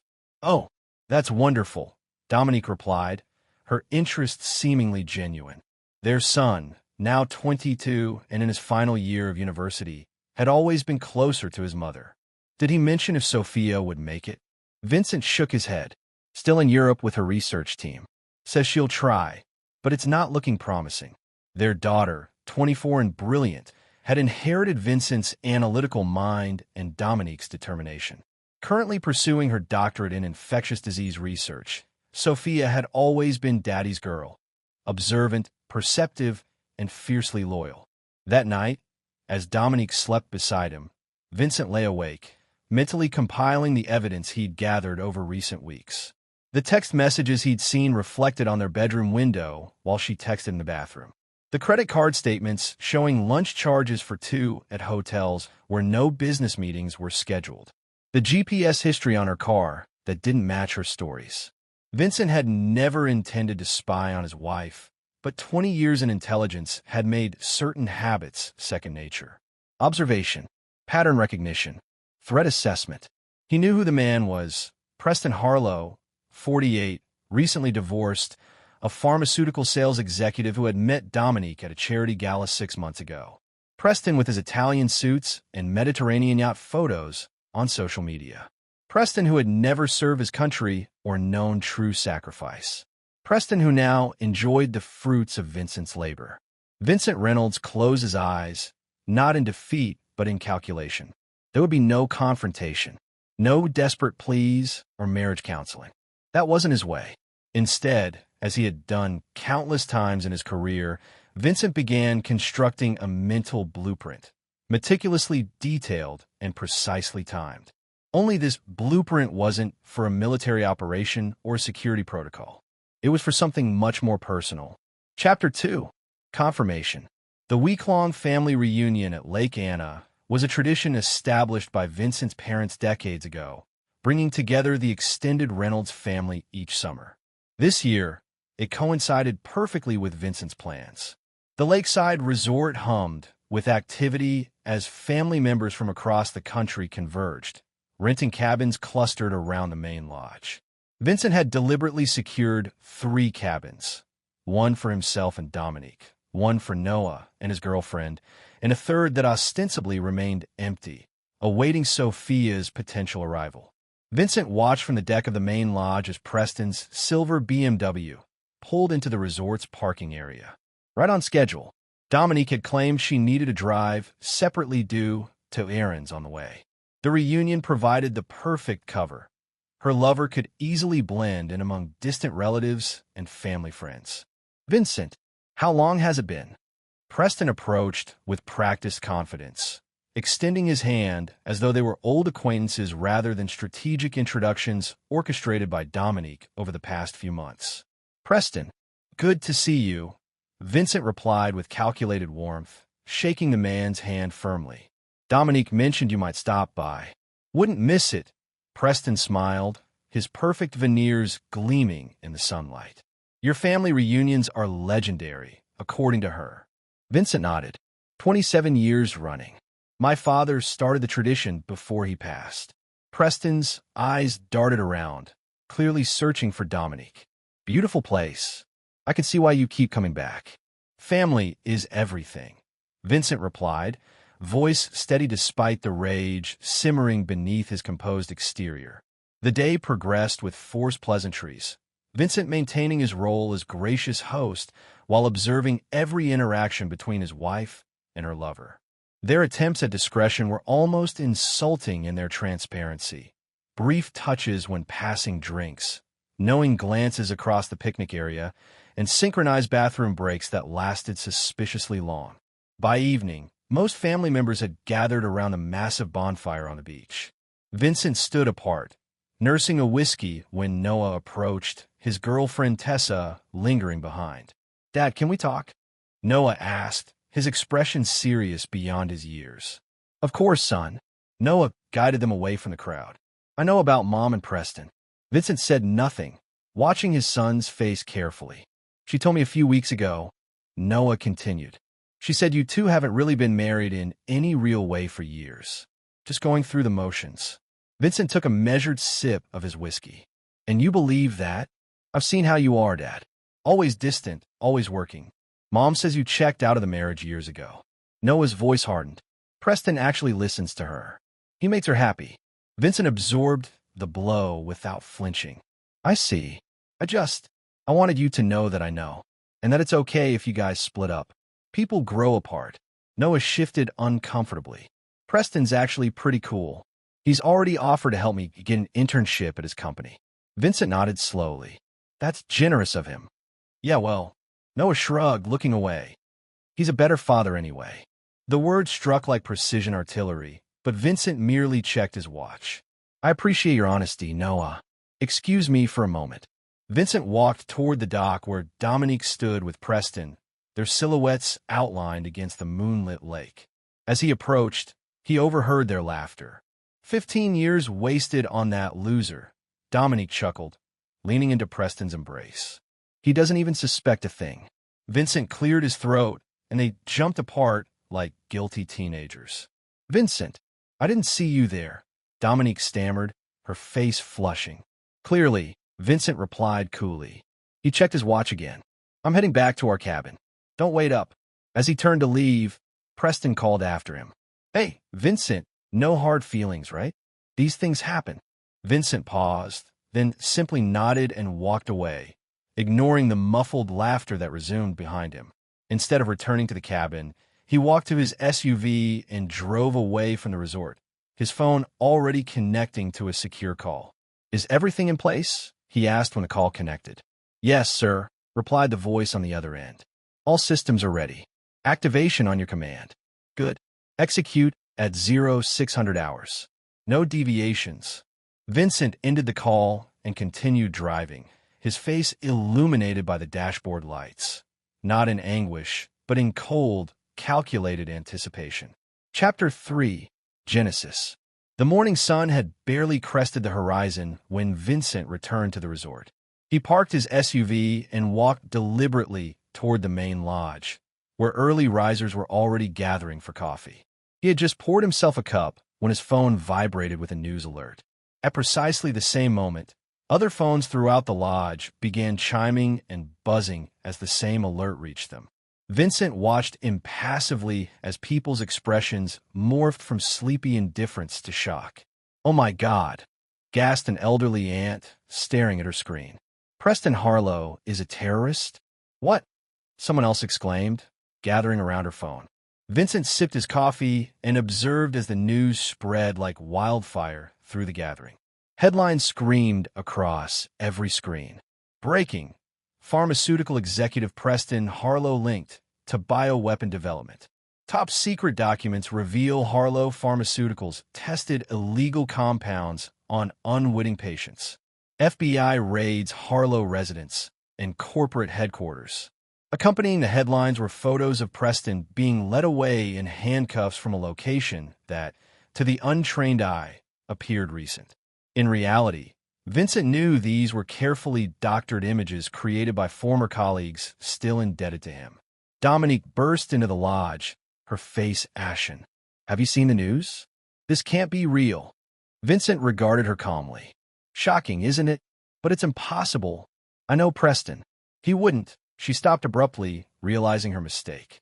Know him well, do you? Vincent asked, his voice eerily gentle. Before she could respond, federal agents flooded into the lodge, their FBI jackets unmistakable. Leading them was Special Agent Derek Walsh, a man who owed his career and his life to Vincent after a classified operation in Kandahar 12 years earlier. Preston Harlow? Walsh called out, scanning the room. All eyes turned to the entrance where Preston stood frozen, having just arrived from his cabin. His face drained of color as he registered the agents and the situation unfolding. Preston Harlow, you're under arrest for conspiracy against the United States, illegal weapons development, and treason, Walsh announced, advancing toward him. This is insane. I've done nothing wrong. Preston protested as agents surrounded him. Vincent, tell them this is a mistake. Vincent merely sipped his coffee, watching as Preston's gaze shifted from pleading to dawning comprehension. You, Preston whispered. You did this. Vincent remained silent as the agents handcuffed Preston and began reading him his rights. How could you? Dominique hissed at Vincent, her eyes wild with panic. What have you done? Me? Vincent replied softly. I've simply been a dedicated civil servant all my life. I report threats when I see them. He nodded toward Agent Walsh, who was now approaching Dominique. Mrs. Reynolds? We have some questions about your relationship with Mr. Harlow, Walsh stated professionally. We've discovered numerous communications between you suggesting you may have been aware of his activities. That's ridiculous. I knew nothing about any of this. Dominique protested. The evidence suggests otherwise, Walsh replied. We'll need you to come with us for questioning. As agents escorted both Dominique and Preston out, Noah pushed through the crowd, his expression a mixture of confusion and betrayal. "Dad, what the hell is happening?" he demanded. Vincent placed his coffee cup down carefully. "It appears your mother and her boyfriend have been involved in something very dangerous, Noah. I'm as shocked as you are. This is bullshit. You did something, didn't you?" Noah accused, his voice cracking. Vincent met his son's gaze steadily. "I've spent my life protecting this country from threats, son. That's all I've ever done." As Noah stormed off, Vincent's phone vibrated with a text from Sophia. Phase 1 complete. Arriving tonight for Phase 2. "Well done, Dad." Vincent allowed himself the briefest smile before composing his features into an appropriate mask of concern and confusion. Around him, the family chaos provided perfect cover as he slipped away to prepare for what would come next. This was merely the beginning. Chapter 4: Revelations. 3 days after the arrests, Vincent sat across from Noah in a quiet corner of a Washington, D.C. cafe. The young man looked haggard, his eyes shadowed from sleepless nights spent watching his mother and Preston being vilified across every news outlet in the country. "The evidence is fabricated," Noah stated flatly, pushing away his untouched coffee. "I've spoken to Mom's lawyer. They can't find any actual links between Preston's company and these supposed bioweapons." Vincent nodded thoughtfully. "That's good news, then. If they're innocent, the truth will come out." "Cut the crap, Dad," Noah snapped. "You're behind this. I don't know how, but this has your fingerprints all over it." Vincent studied his son, recognizing the intelligence that had always made Noah exceptional. "Why would I do something like that?" "Revenge," Noah replied without hesitation. "Mom cheated on you, so you're destroying her life and Preston's." "It's sick." "An interesting theory," Vincent conceded. "But consider this. If I had the power to orchestrate something of this magnitude, what does that tell you about the man you've dismissed as a loser who was checked out of his marriage?" Noah fell silent, confusion crossing his features. "Did your mother ever tell you what I actually did during those years I was distant and always working?" Vincent asked quietly. "Government security consultant," Noah answered automatically. Vincent smiled thinly. "A convenient title. Tell me, what do you know about Preston beyond his sales job and his yacht?" "He's successful. He cares about Mom. Did you know he was investigated 3 years ago for selling pharmaceutical secrets to foreign entities?" Vincent interrupted, sliding a file across the table. "That his company has been quietly acquiring small biotech firms specializing in weaponized pathogens."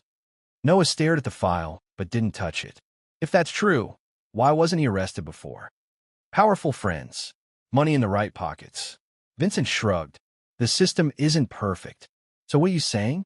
That Mom accidentally fell in love with an actual criminal?" Vincent leaned forward. "I'm saying perhaps I was absent from family dinners because I was protecting our country from people exactly like Preston Harlow.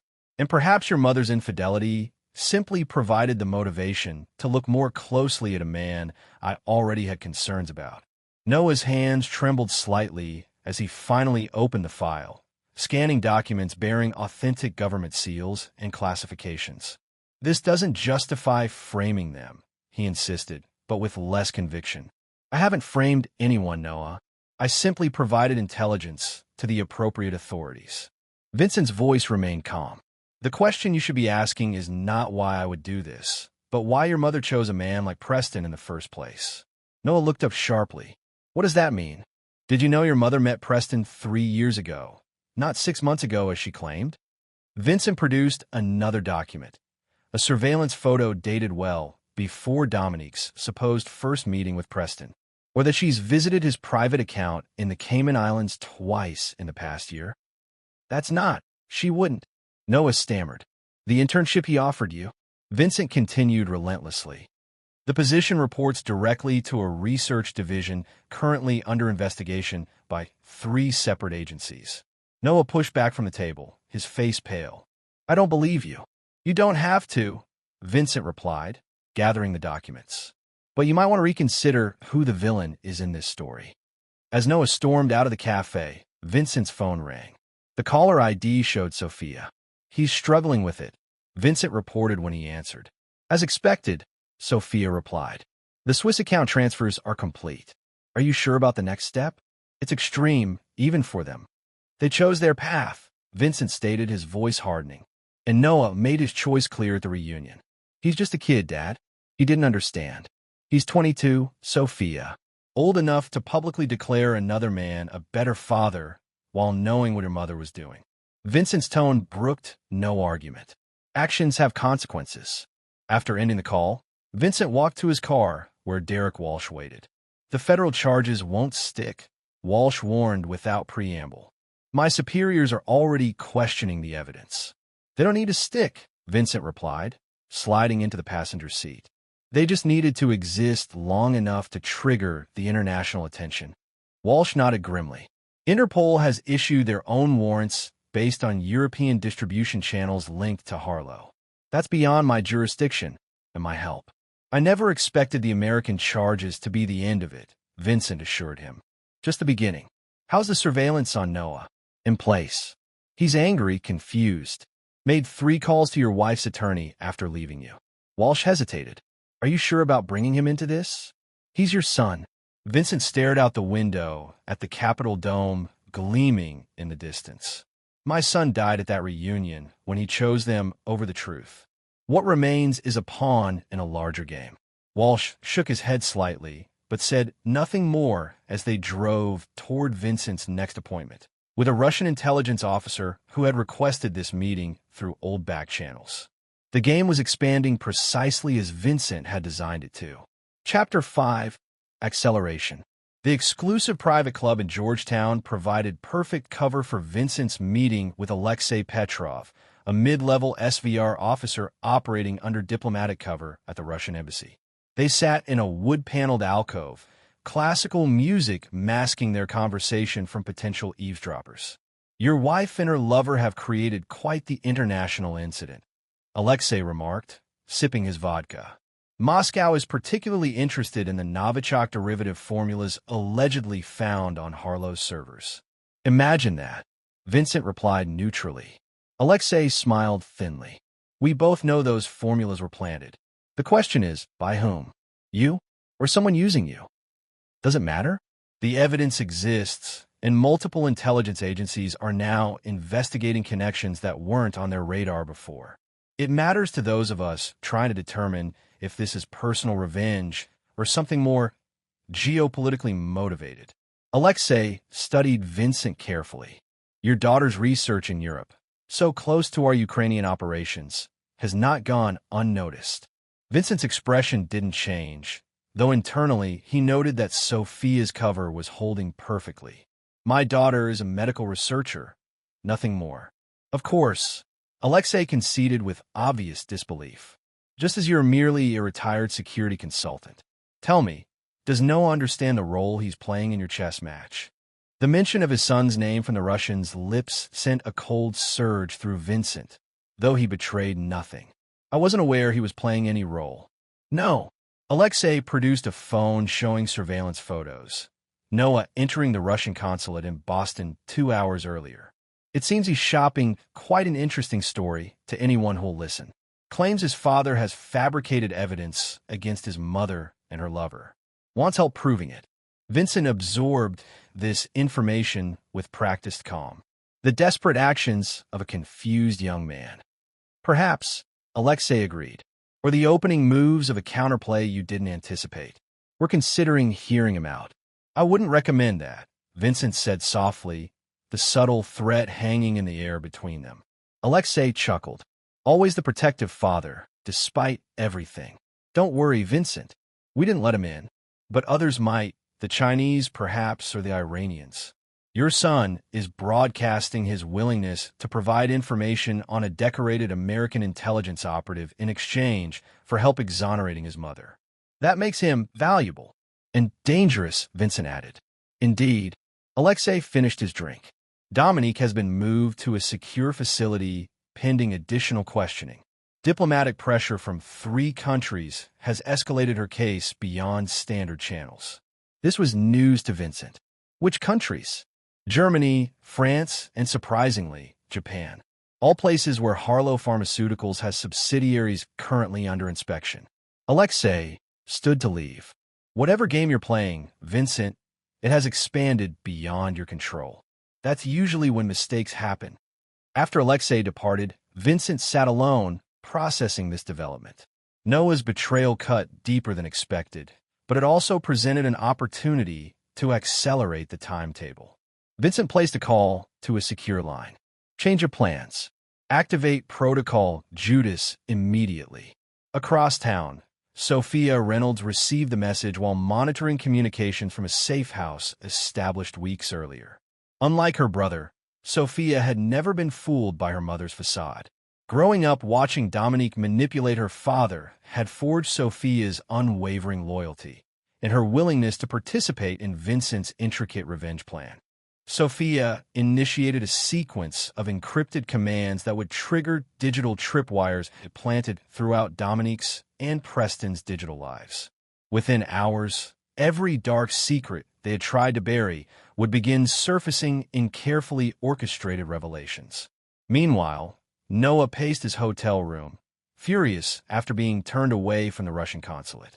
His phone rang, a blocked number. "Hello," he answered cautiously. "Noah Reynolds?" An accented voice inquired. "This is a friend.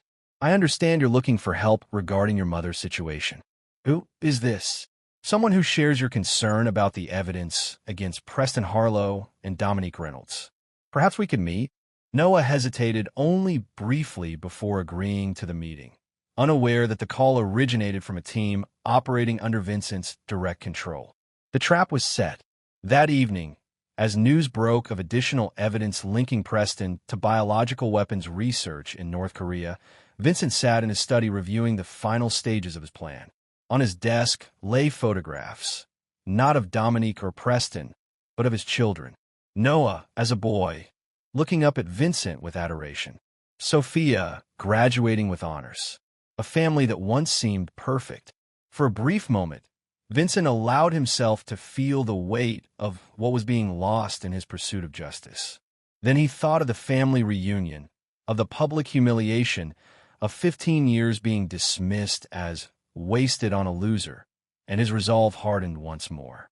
By tomorrow, there would be no turning back for any of them. Chapter 6: Escalation.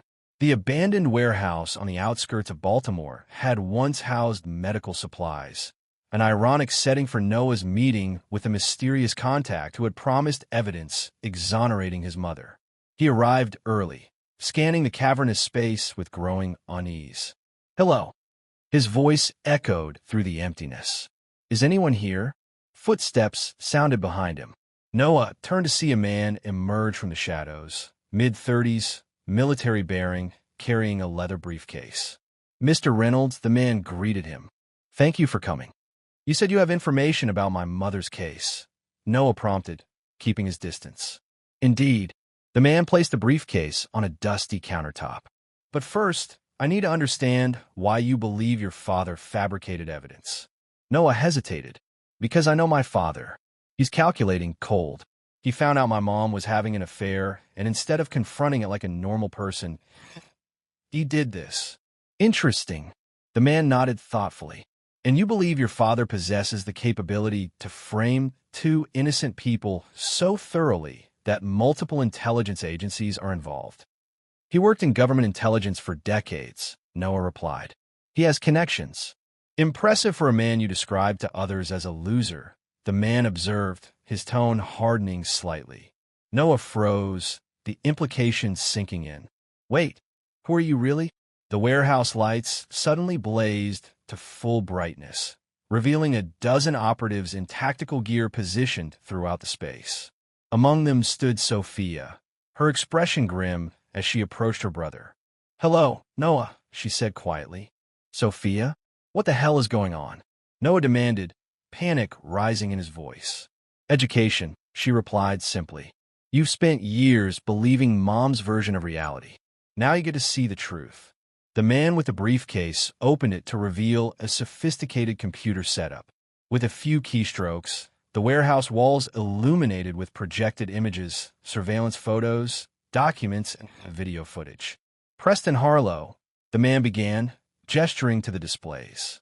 Former naval intelligence officer dishonorably discharged in 2007 for selling classified information. Reinvented himself in the pharmaceutical industry using contacts from his military days. That's not. Noah started to protest. Your mother met Preston in 2020 during a classified operation your father was leading in Vienna, Sophia continued, advancing the displays to show dated photographs of Dominique and Preston at a gala. She was there as Dad's cover. Preston was there representing interests that directly opposed American security. Noah shook his head in disbelief. Mom isn't a spy. She's an interior designer. Mom is whatever she needs to be, Sophia corrected him. Interior designer. Loving wife. Spy. Did you never wonder how her small design firm could afford her lifestyle? How she always seemed to travel to the same cities where Dad had operations. The displays changed to financial records, showing millions flowing through accounts in Dominique's name. Your mother has been selling information from Dad's operations for years, Sophia stated flatly. At first to fund her lifestyle, later because she developed ideological sympathies with Preston's employers. This is insane, Noah whispered, backing away. Dad put you up to this. This is all part of his revenge. Is this revenge too? The man activated a final display showing Noah himself, meeting with Preston at his company headquarters months before the family reunion. You were being recruited, Noah, not for an internship, but as an asset, leveraging your resentment toward your father to gain access to his knowledge. Noah stared at the footage in horror, recognizing the meeting but seeing it through an entirely different lens. I didn't know. I thought it was just about an internship. You didn't want to know, Sophia corrected him. You were so eager to believe Dad was the villain that you never questioned why Preston Harlow, a pharmaceutical executive you barely knew, would take such interest in a college student with no experience in his field. Noah sank onto a nearby crate, his world collapsing around him. Where's Dad now? Completing what he started, Sophia answered. The question is, which side are you on, Noah? Because after tonight, there's no middle ground left. Across the city, Vincent sat opposite Dominique in a sterile interview room within a federal detention facility. She looked haggard, her designer clothes exchanged for a standard-issue jumpsuit, her makeup-free face showing everyone her 50 years. I always knew you were vindictive, Vincent, but this? Dominique gestured at their surroundings. Treason charges? International warrants? All because I fell in love with someone else. Is that what you think this is about? Vincent asked mildly. What else? You couldn't stand being left, so you fabricated this fantasy that Preston and I are criminals. She leaned forward, dropping her voice. The lawyers say none of it will stick. You've overplayed your hand. Vincent smiled slightly. Did Preston ever tell you about his time in Belgrade? Or his special arrangement with the North Korean pharmaceutical program? Dominique's expression flickered briefly. More lies. Perhaps, Vincent conceded, but effective ones, judging by how quickly international agencies became involved. Tell me, do you remember a vacation we took to Lake Geneva in 2016? You insisted on that specific hotel, the one with the private boat launch. The color drained from Dominique's face. That was years ago. Indeed, during an operation tracking biological agents moving through Switzerland. Curious timing for you to suddenly desire a Swiss vacation, especially at a hotel where 3 known arms dealers were staying. Vincent tilted his head. I've overlooked so many coincidences over the years, Dominique. So many strange alignments between your social calendar and sensitive operations. You're delusional, she whispered, but without conviction. The affairs I could have forgiven, Vincent continued, as if she hadn't spoken. The disrespect, even the poisoning of Noah against me. But selling out your country? Endangering operations that cost good people their lives. His voice remained steady even as his eyes hardened. That's unforgivable. I want my lawyer, Dominique demanded, standing abruptly. By all means, Vincent agreed, also rising. Though you might want to wait until tomorrow. Tonight, Interpol is executing search warrants on 17 properties connected to you and Preston across 9 countries. Whatever they find will significantly impact your legal strategy. As Vincent turned to leave, Dominique called after him. You won't win this, Vincent. You've never understood how many friends I have, how many people would choose me over you. Noah already has. Vincent paused at the door. About Noah, you might be surprised by his current perspective. Family reunions can be so enlightening. The look of uncertainty that crossed Dominique's face was all the confirmation Vincent needed. The seeds of doubt had been planted. As he exited the facility, his phone vibrated with a message from Sophia. Noah's in. Operation Severance is go. Vincent allowed himself a genuine smile for the first time in months as he texted back a single word, execute. Chapter 7, Demolition. 3 weeks after Dominique's arrest, international news outlets exploded with a new revelation. Comprehensive evidence had emerged showing Preston Harlow's pharmaceutical empire was built on stolen research, much of it from classified military medical programs. More damning still were documented connections to bioweapon programs in multiple countries, all trails leading back to companies where Dominique Reynolds served as a silent partner or consultant. Vincent watched the coverage from a secure facility in Northern Virginia, surrounded by monitors displaying real-time reactions across global intelligence communities. Beside him sat Noah, still shell-shocked from his rapid education and his family's true history, but determined to make amends for his blind loyalty to his mother. They're saying Mom could face the death penalty, Noah said quietly, staring at a news ticker scrolling across one screen. That's unlikely, Vincent replied. She'll be offered a deal in exchange for information on Preston's network. Will she take it? Vincent considered the question. No. Her ego won't allow her to implicate herself, even to save her own life. She still believes her connections will protect her. Noah shook his head in disbelief. How did I never see any of this growing up? Your mother is exceptional at compartmentalization, Vincent explained. And I deliberately kept both you and Sophia insulated from my work. Not Sophia, Noah corrected him. She's been working with you for years, hasn't she? Vincent nodded, pride evident in his expression. Since college. Her medical research position is genuine, but also provides excellent cover for intelligence gathering. The door opened and Sophia entered, carrying several tablets. It's done, she announced. Preston's lawyer just received the evidence package. He's already called 3 times requesting a meeting. And the offshore accounts? Vincent asked. Frozen. All 15 of them, Sophia confirmed. The London and Zurich properties have been seized. Mom's design firm is being raided as we speak. Vincent turned to Noah. Are you still certain you want to proceed with your part? Noah squared his shoulders. Yes, I need to make this right. Hours later, Noah sat across from his mother in the same interview room Vincent had used. Dominique brightened at the sight of her son, reaching for his hands across the table. Noah, thank God. Have you spoken to the lawyers? This nightmare. I know everything, Mom. Noah interrupted, pulling his hands back. About you and Preston. About what you've been doing all these years. Dominique's expression hardened. Your father got to you.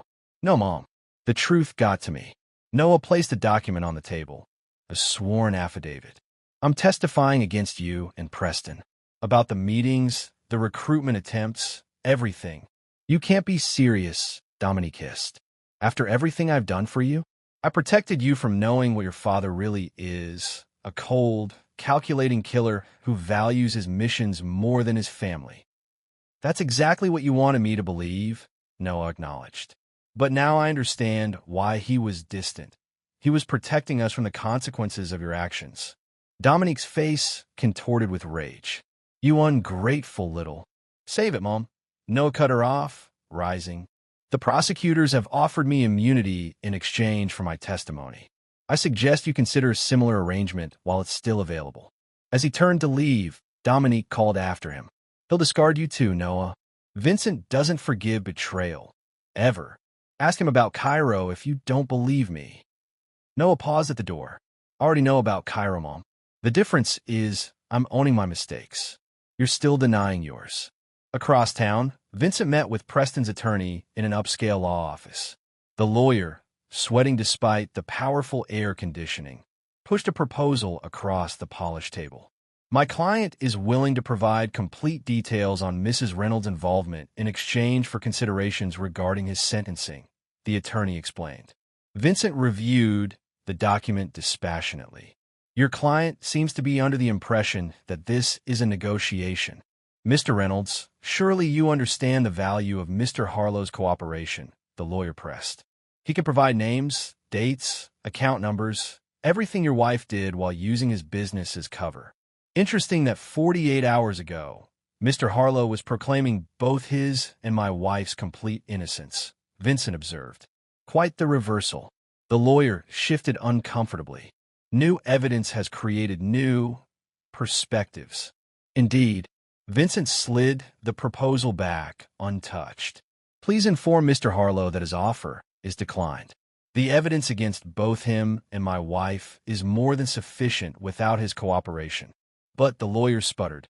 Also, Vincent continued as if the man hadn't spoken.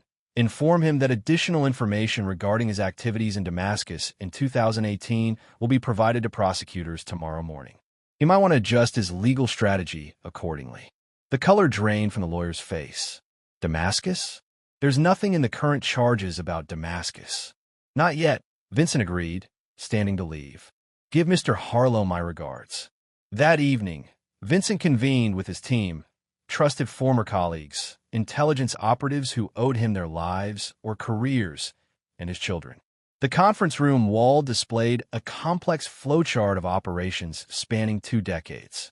We've dismantled their financial resources, Sophia reported. Every account we know about has been frozen or seized.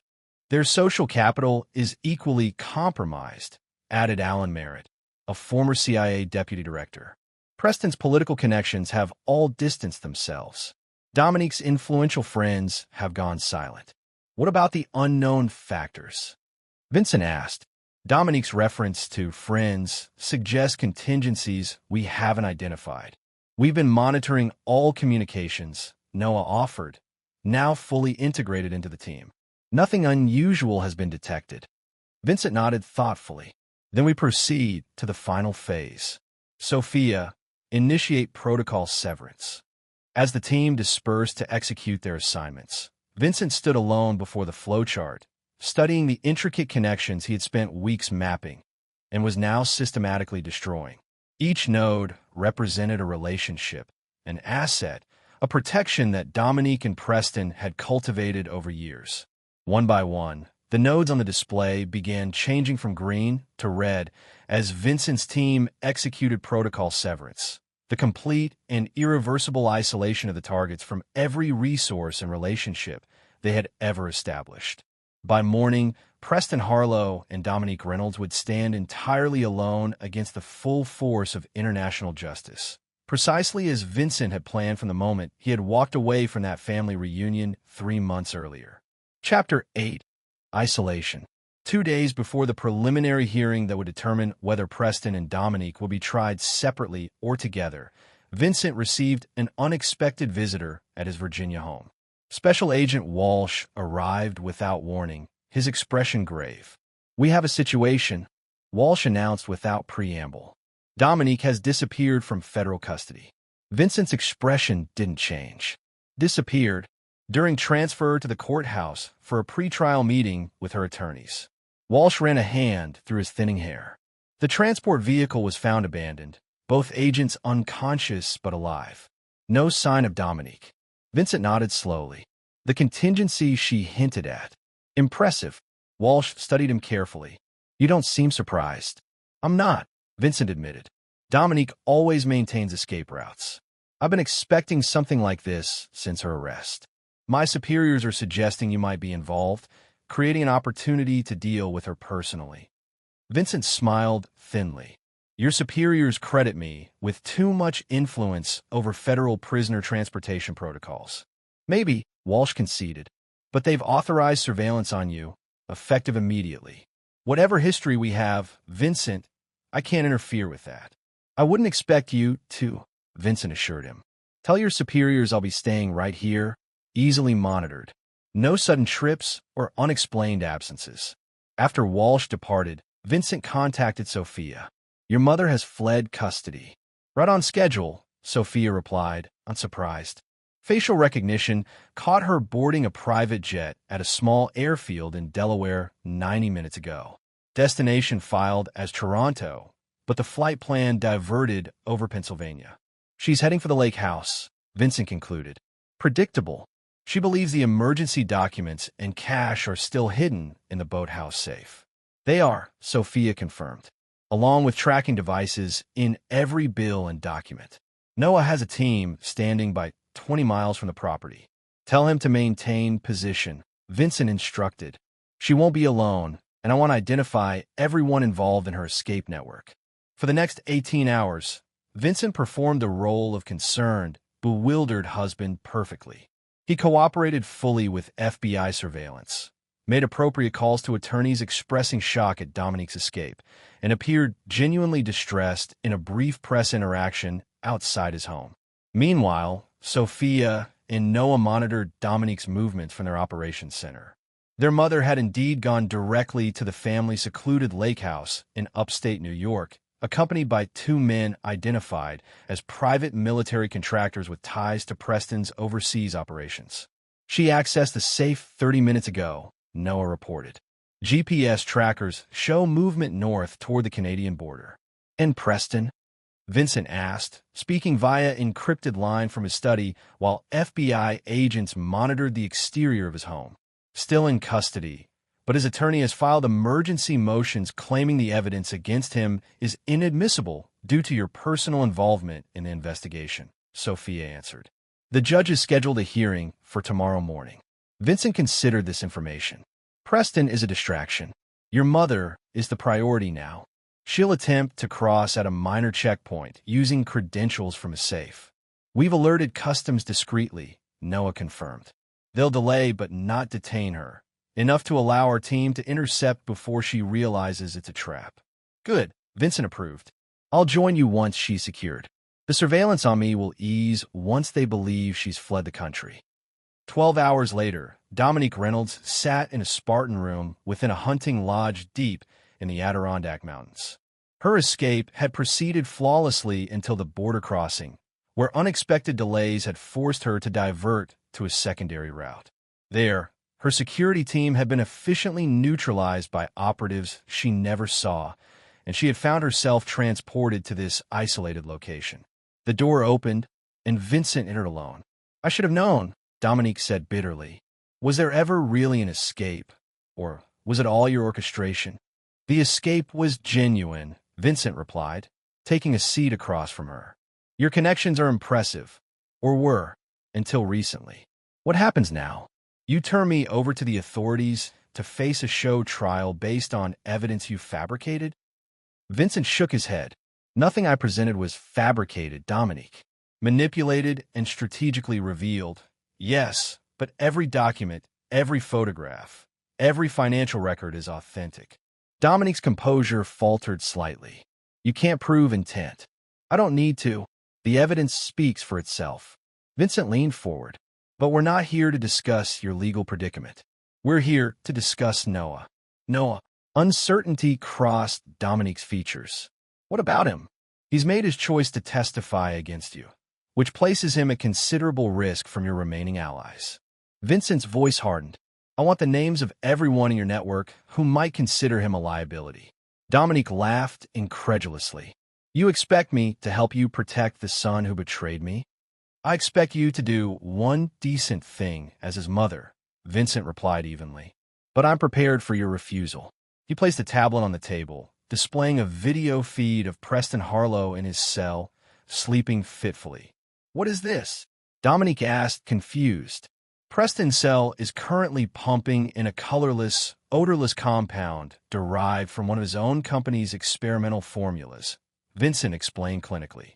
At his current exposure level, he'll experience progressive neurological deterioration over approximately 6 weeks.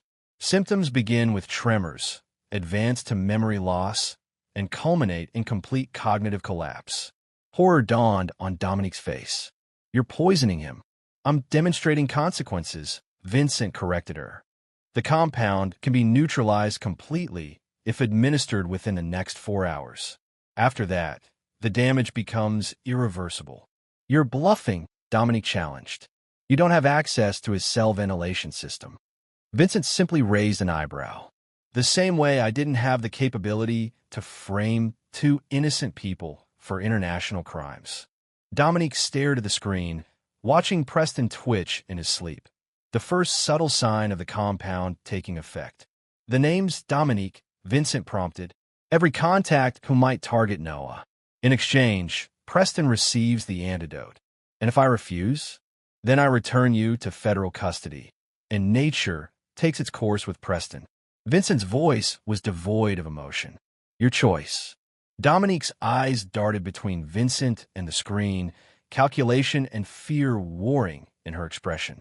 Finally, resignation settled over her features. There's a ledger, she said quietly. Hidden compartment in my desk at the design firm. Names, contacts, payment records, everything. Vincent nodded. Sophia will verify that information immediately. If it's accurate and complete, Preston receives treatment for an unexpected reaction to his medication. If not, he let the implication hang in the air. You become a monster, Vincent, Dominique whispered. No, Vincent corrected her, standing to leave. I've simply become what you always accused me of being. The man who puts objectives above sentimentality. The irony is, I learned it from you. As he exited, Dominique called after him. What happens to me now? Vincent paused in the doorway. You'll face trial for everything you've done. But Noah will be safe. The only gift I have left to give the son who called me a loser. The door closed with finality, leaving Dominique alone with the consequences of 15 years of deception. Chapter 9. Terminus. 6 months after Dominique's recapture, Vincent sat alone on the deck of a modest cabin overlooking the Pacific Ocean. The property, registered under a name unknown to anyone from his former life, represented his final severance from the past.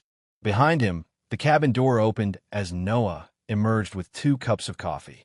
Court TV says the jury's been deliberating for 3 days, Noah reported, handing his father a steaming mug. Analysts are split on which way they'll go. Vincent nodded, unsurprised. Your mother's defense team mounted an impressive case. The manipulated by love narrative plays well with certain jurors. Do you think she'll be acquitted? Noah asked, taking a seat beside his father. No, Vincent replied with certainty. The evidence is too comprehensive, your testimony too damaging. But she'll likely receive a lesser sentence than Preston. Preston Harlow had already been convicted on multiple counts of espionage, sentenced to life without parole at a maximum security federal penitentiary. His mysterious neurological episode during pretrial detention had left him with persistent tremors and memory lapses that humanized him to the jury, precisely as Vincent had calculated when ordering the antidote administered at the last possible moment. I spoke with Sophia this morning, Noah mentioned. Her cover in Europe has been officially restored. The agencies are satisfied that her involvement in Mom's case was strictly familial, not operational. Vincent smiled slightly. Your sister has always been adept at managing perceptions. They sat in comfortable silence, watching waves crash against the rocky shoreline below. Vincent had officially retired from all government work, his security clearances voluntarily surrendered. Noah had withdrawn from his university program, instead pursuing specialized training with former colleagues of his father, men and women who recognized the young man's potential and his need for redemption. Do you ever regret how far it went? Noah asked suddenly. The international warrants, Preston's condition, all of it. Vincent considered the question carefully. Regret suggests I would choose differently given another opportunity. I wouldn't, not even for my sake. I was collateral damage in your war against Mom. You were a casualty of your mother's decisions long before mine. Vincent corrected him gently. She poisoned you against me for years, Noah.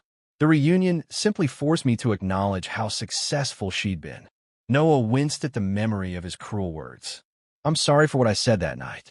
About Preston being a better father. You believed it at the time, Vincent observed without rancor. Your mother is exceptionally persuasive. Still, Noah insisted, I should have seen through her manipulation. Perhaps, Vincent allowed, but you've more than compensated through your testimony and subsequent choices. His phone vibrated with a news alert. Vincent checked the screen, his expression unchanged as he read the notification. The verdict? Noah asked. Vincent nodded. Guilty on all counts except one. Sentencing in 3 weeks, but the minimum mandatory is 20 years. Noah exhaled slowly. It's really over then. This chapter is, Vincent agreed. Life continues. Later that evening, as Noah slept inside the cabin, Vincent received a secure call from Sophia. "Congratulations, Dad," she said when he answered. "Justice served. At considerable cost," Vincent noted. "But worth it?" Sophia asked, knowing her father well enough to understand his calculus. Vincent gazed out at the moonlight reflecting off the Pacific. "They took 15 years from me, Sophia. 15 years of lies, manipulation, and betrayal. They mocked me publicly, turned my son against me, and compromised operations that cost lives. And now they have decades to contemplate the consequences of underestimating a man they dismissed as a loser," Vincent replied, his voice carrying the finality of a closed account. "So yes, worth every sacrifice. Noah's healing well," Sophia observed, changing subjects. "His training reports are excellent. He has potential," Vincent agreed. "Different from yours, but valuable in its own way. Will you tell him about the new assignment? The consultancy?" Vincent smiled slightly. "When he's ready. Some talents shouldn't be wasted in retirement." After ending the call, Vincent remained on the deck until dawn, watching the inexorable rhythm of waves against stone. Nature's patient demonstration that even the hardest surfaces yield eventually to persistent force. Inside the cabin, secure files waited with details of emerging threats and requested assistance from agencies that valued Vincent's particular skills. His official retirement had never been intended as an ending, merely a transformation. The man who had been publicly humiliated at a family reunion, who had nodded and checked his watch and walked away rather than causing a scene, had not been demonstrating weakness. He had been exercising the patience of a master strategist who understood that true victory required not emotional outbursts, but calculated, relentless execution. As the first light of morning touched the horizon, Vincent Reynolds opened the file and began planning his next moves. The world had not become safer during his brief retirement. There were still threats to address, still justice to dispense. And Vincent, freed from the burden of pretending to be less than he was, had never been more dangerous. And there you have it. Another story comes to an end. What did you think? I'd love to hear your thoughts in the comments below. If you enjoy this story, consider joining our community by subscribing. It means the world to us. For more stories like this one, check out the recommended videos on screen. And I'll see you there.